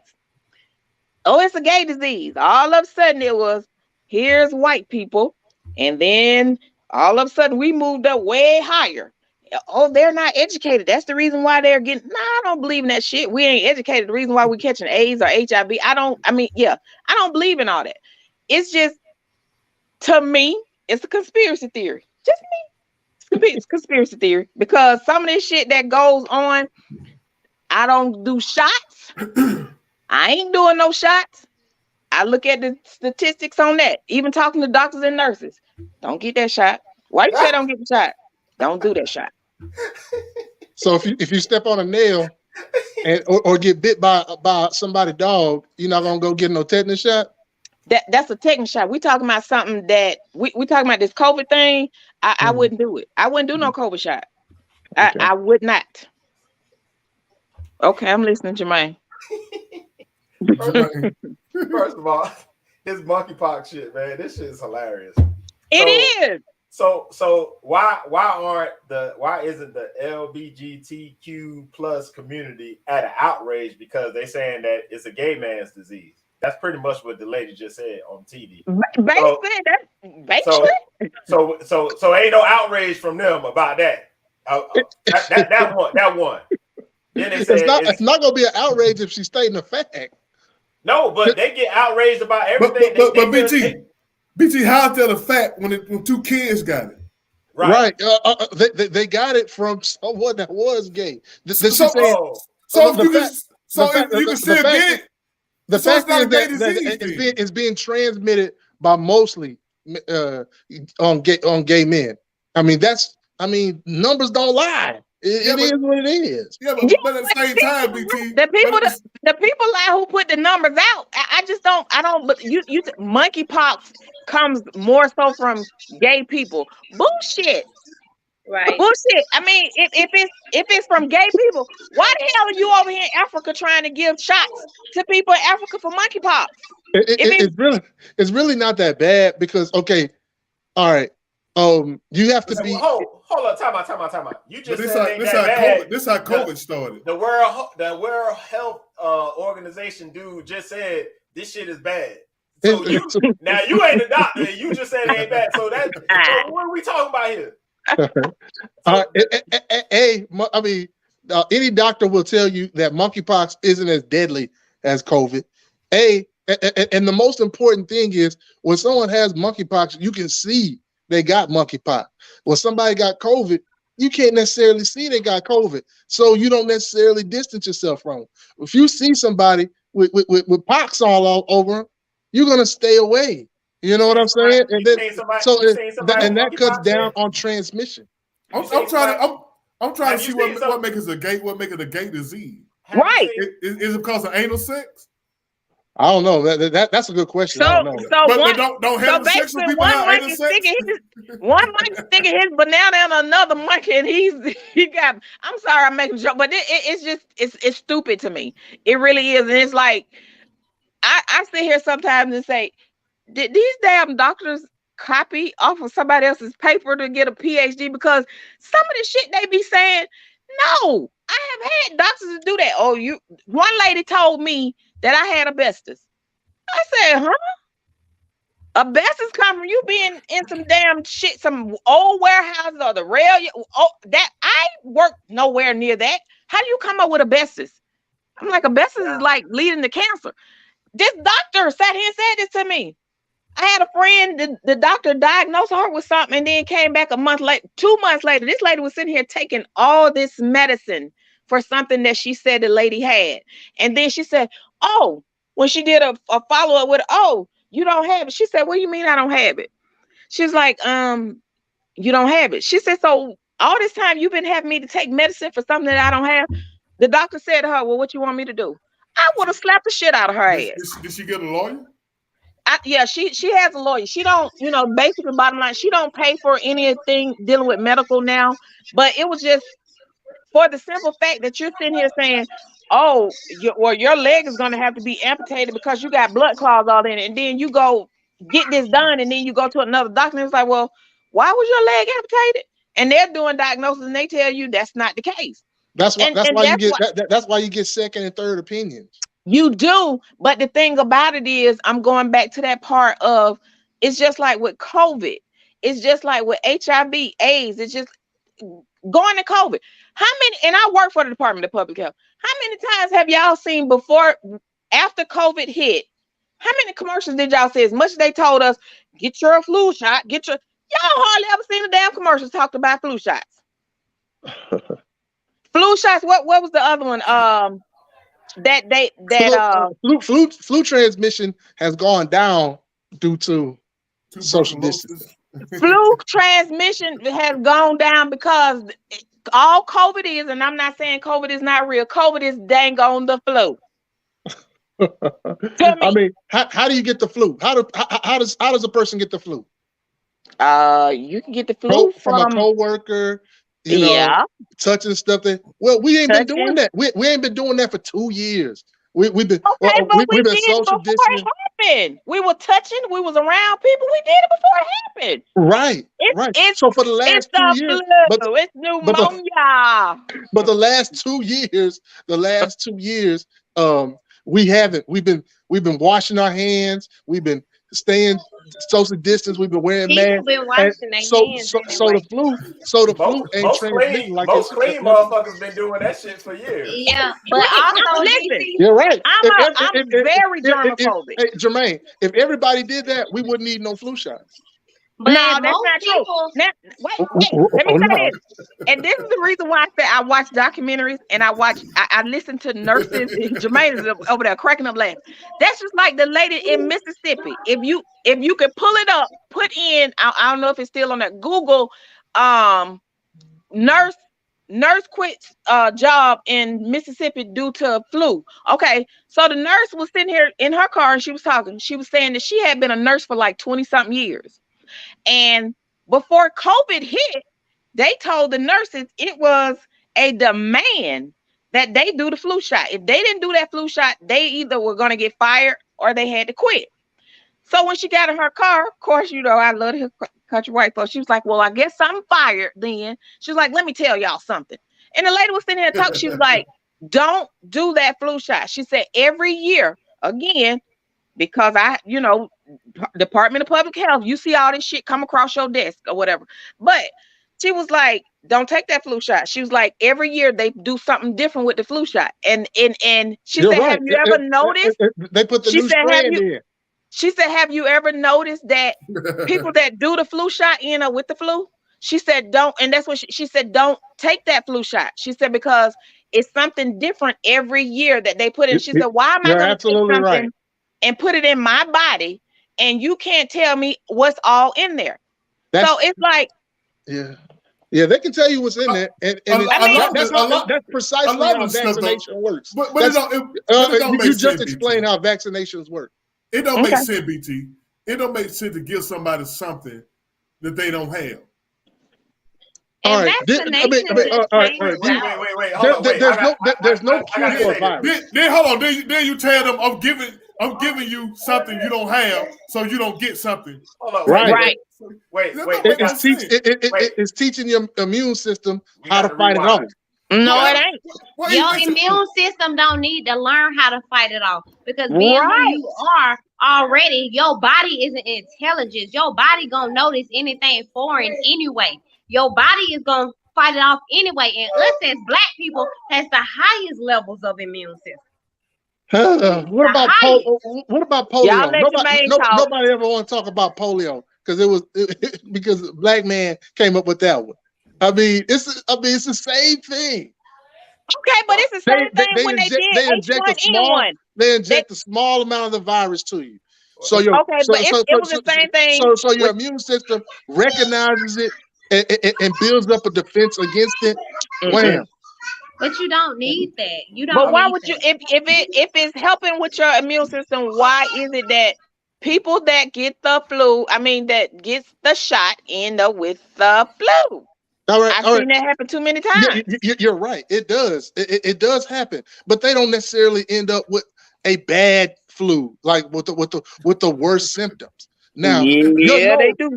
Let me tell you something. Your nose is it works like a vaccination. It traps bacteria all in there, and it feeds it to your mucus and whatever. It feeds it to your immune system to teach you to fight off bacteria in the future.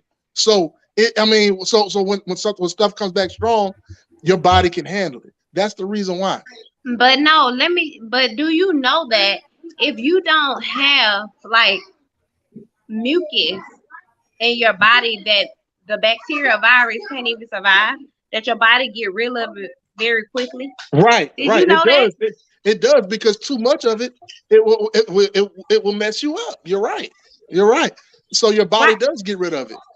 So when you take care of your body and just make sure your immune system is very high, you don't need no vaccination or none of that, because of the intelligence of your body. When your body recognizes something foreign, it's gonna do everything that it needs to do to get rid of it. That's even like a fever. What a fever is, like the fever is heating your body up to eradicate, like the cells are eradicating these entities that is recognizing in your body to get rid of them. But we take medicine to stop the fever when the fever is actually what needs to happen to do its job. Right. I agree with you 1,000%. And that is for all human viruses, you're absolutely right. But when it comes to animal viruses, our immune system ain't ready for it because we don't know it. Mine just laughing. But you know what's crazy? I don't even think that humans. The bird I flu, don't think we can swine even flu. get animal virus. I think this is just something is being put in our head to make us believe that. The bird Cause flu, swine I flu. ain't never known nobody get no animal virus. Okay, so let me ask you a Nobody question. got COVID? COVID? Did you see I don't believe what's the name of the movie? Oh God. Anyway, why I can't think of the movie. Okay, so the movie was filmed back in 2009. It came out 2009. So Contagion, exactly. So you know for yourself, or well, if you don't, that if you're doing a movie, you're gathering everything up to do this movie. It takes you probably about a year to get everything together for that movie before that movie comes out. You got all your people, whatever. This is how they start rolling out everything. Getting the Right, people right. together, all The that. script is probably Right. years before They that. got to pitch the script and all that. Okay. So when the movie first came on, it showed the lady over instead of them where did COVID hit the first one? Was it Japan or China? Was it China? It's supposedly come from China. Yeah, China. Okay. So China, but in the movie, it was Japan. She was having dinner, and the guy who worked at the restaurant, he got sick. When he went home, he affected people in the house. She went home to her husband and her daughter. She was having an extramarital affair as well. But the guy who she was sleeping with, he didn't get sick. No, I'm sorry, he got sick and he passed, if I'm not mistaken. The husband didn't pass. The daughter passed away.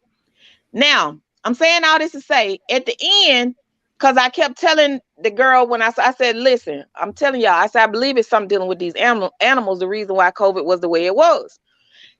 All of a sudden, at the end of the movie, it showed a bat had droppings into a pigsty. The pig ate those droppings. The pig was taken to the restaurant to be cut open and, however they was going to cut the pig or whatever. The man reached into the pig's body, pulled out, intestines and all that. The man came in, I guess the maitre d' came in and said, hey, you got somebody out here that wants to see you. Instead of him cleaning his hands, he wiped his hands off on a napkin or his apron or whatever it was. He went out there and shook that lady's hand. And that's part of how that got started. Right, I'm like, right. That's really how I see COVID taking place. It comes from some damn animals did some droppings, and one person got affected and went on from there. That's just how I thought about it. I don't disagree. I don't disagree with that at all. I don't disagree with that at all. That's how it happens. Well, y'all let Jermaine speak. Y'all let Jermaine speak. I'm good. But let's be real though.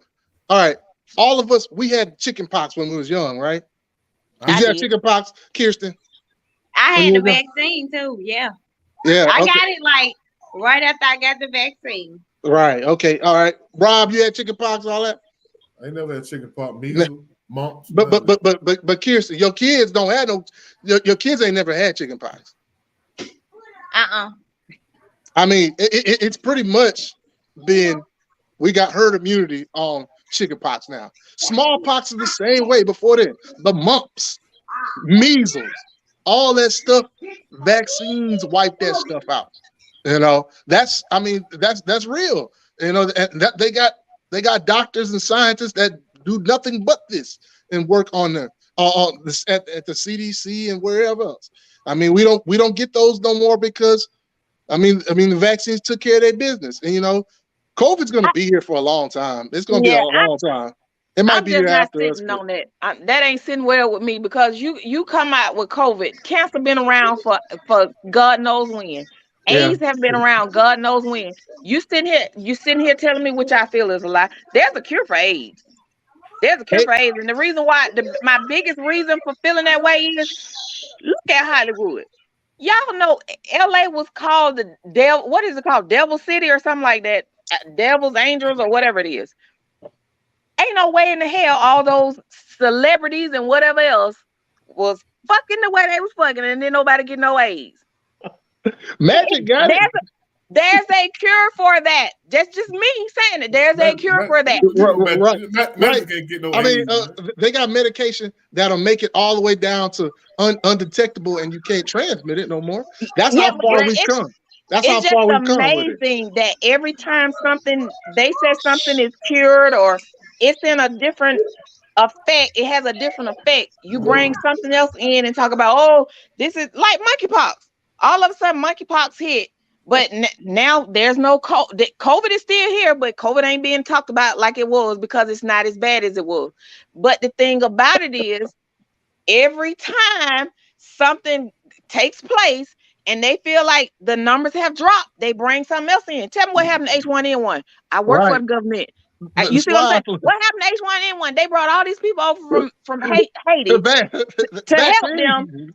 We got a vaccine for it. It's almost exactly the same vaccine as COVID. Why you look like you sleep? Because you ain't had no sleep, hey? Okay. It's just okay, babe. Love you. Have a good one. Yeah. But remember SARS? Remember SARS?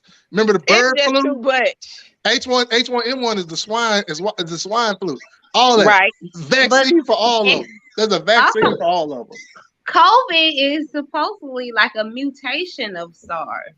Right. I saw that on the documentary. It's a coronavirus. Okay, the flu. Yeah. Okay, let me tell you. The flu is like an umbrella. It's influenza. And then they have a strand every year. 2019 strand, 2020 strand, 2021, 2022. All right, coronavirus. It's an umbrella. And they got strands.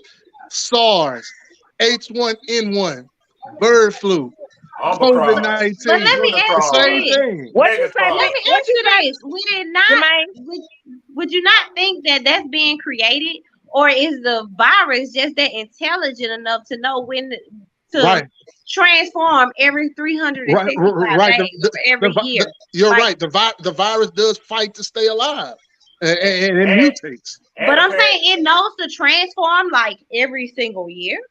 Hey, No, I'm serious. Kirsten, and apparently they named themselves Omicron, Unicron, Right, Megatron, Galvatron. Let's get out of here, man. Omicron got a Facebook page and named itself. You're sitting up in a lab creating names for stuff. Oh, this is gonna be COVID. We're gonna put COVID. We're gonna add that to COVID. Okay, well, this is how the hell y'all come up with a name for this stuff? And again, I'm going back. Tell me what happened to syphilis with these Tuskegee students. You know, and some of these students are like 50, 60. No, it's not to me, though. It's not to me because for the simple fact, you're still talking about people. When I read this article on this last year, they were talking about people that are older now that were affected or injected with this, and said they're having problems with their body because of this, because they did not know this was going on. These people 50 and 60 years old, well, over that age. Those people died because not all of them. All of them ain't dead. Not all of them. They already had syphilis when they joined the Tuskegee experiment. Was supposed to be an experimental drug to test. No, they didn't already have no syphilis. They did. They had it. And they were given a placebo. They were given a placebo. They were not treated for it. We're gonna add this story next week. Then we're gonna find that. Look at, and then you'll see. They were not. They were told they were being treated, and they were not being treated. We're gonna talk about that. They said, but they went home. A lot of them students took that stuff home and passed it off to other people. That people that didn't know that something was going on. That's why they were saying stuff has affected their body because they didn't know it. And that's why I say I still look at that as, yeah, that's fine. Paul come in, y'all. We're gonna talk about it next week. Paul come in. Y'all gonna have me up on that. That's not a tough Just pay attention to the whistleblowers. You got your booster shot? Hell no. I'm not getting none of it. Hey, they say Biden had 5 booster shots. Still got it. BT, what shot you want? What shot you want?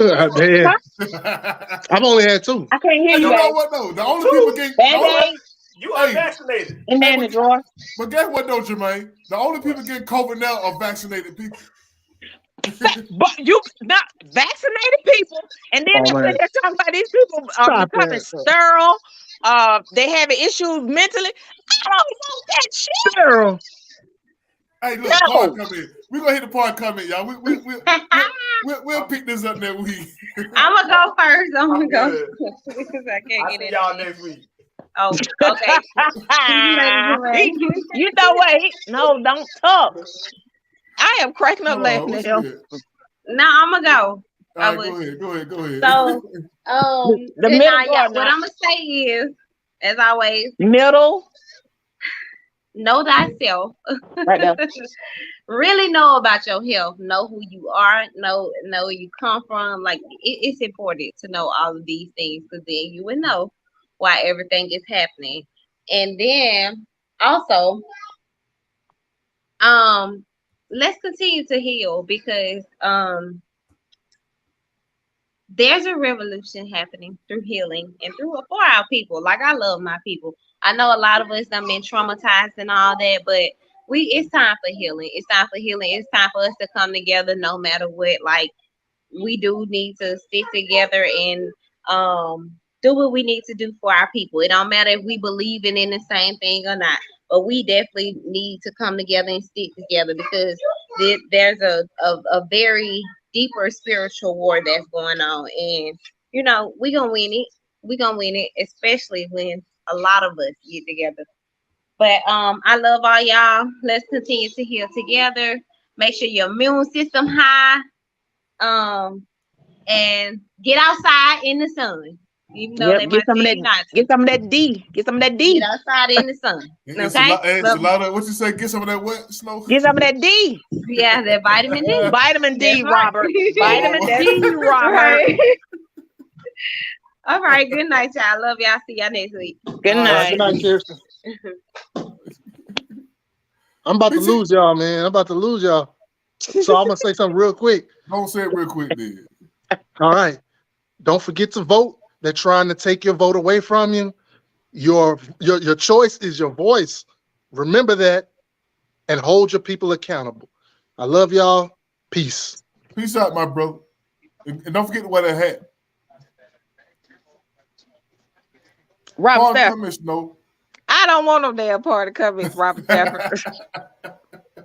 Thank you for coming on the show for real, though. You know what I'm saying? You know what I'm saying? You filled a lot of gaps. You know what I'm saying? You said a lot of good stuff. I appreciate it. Appreciate that. You welcome. You know you welcome to come in anytime you want to. You welcome to anytime you want to, my sister. I'm still waiting on my drink. What drink? Oh, now you don't got crazy. Pan around. I know you got a bar now.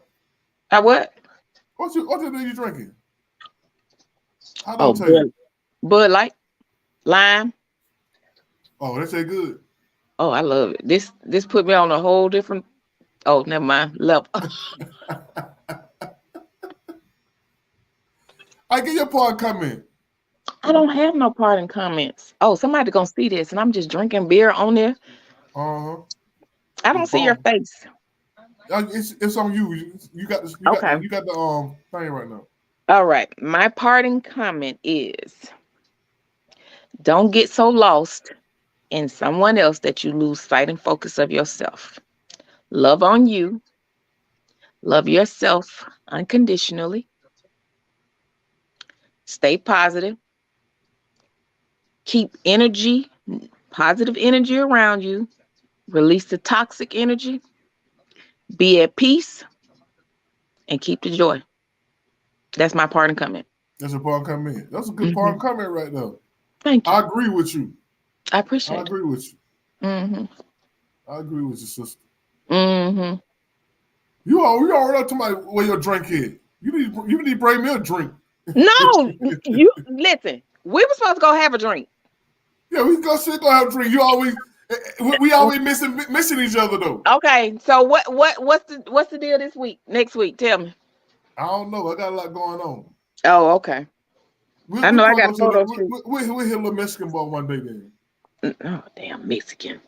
Okay. They don't want to say look like the Mexicans don't want got balls. Everybody else, you gotta go to a club to go to a bar. Oh, no. The club, I don't want no parts of it. We'll hook up there, my sister. We will. That's fine. I like the hair too, man. Thank you. What makes you go blonde? You want to have more fun? Oh, I have fun anyway. You so silly. No, I went blonde because I wanted to do something different. I did it before, but I didn't have it this blonde. But I like my hair short, and I like, how I'm able to manage it. But it was so funny because I went to Huntsville on a business trip, and we went into a couple of spots, and it was a lot of women walking up to me. They was like, "I love your hair." I was like, ain't nothing done to my hair. It was like, "Oh my God, I love your hair." I was like, "Okay, well, thank you." But all women can't rock the short cut like that. All women don't know what to do with that. Some women look good with it though. Yeah, I'm trying to maintain this. I think I'm gonna keep it like this for a while. Oh, all right, then. Rock it then, my sister. Of course. Of course. Thank you for coming on the show. You know what I'm saying? You're welcome. Sharing your commentary. You did a good job. You did a good job. You kept the guys on their toes. Anyway. You know what I'm saying? You say some intelligent stuff sometimes. He said sometimes. Okay, I'll take that. All right, then, Snow. All right. Talk to you later. You have a good night. All right. Tell everybody, say hey. All right, y'all. This is what we got to say goodbye. I appreciate everybody tuning in. I appreciate everybody sharing this live. Look, listen. Follow us on Facebook, Overflow the Everyday People Show. If you want to see a rebroadcast of any show, you can go to YouTube with the same name, Overflow the Everyday People Show, and check out the past shows. If you want to come on live, you can come on live anytime, because you know what? This is the Overflow the Everyday People Show. This is not our show. This is your show. And you are welcome to come on live and chop it up with your boys and girls. You know what I'm saying? Stay safe out there. It's hot out there. Y'all stay cool. Like you said, y'all get some of that vitamin D out there, man. Kill that COVID. Get some of that vitamin D. Don't be weary. You know what I'm saying? Have faith and don't be weary. Peace out. I love y'all. And ain't nothing y'all can do about it. Peace. Peace.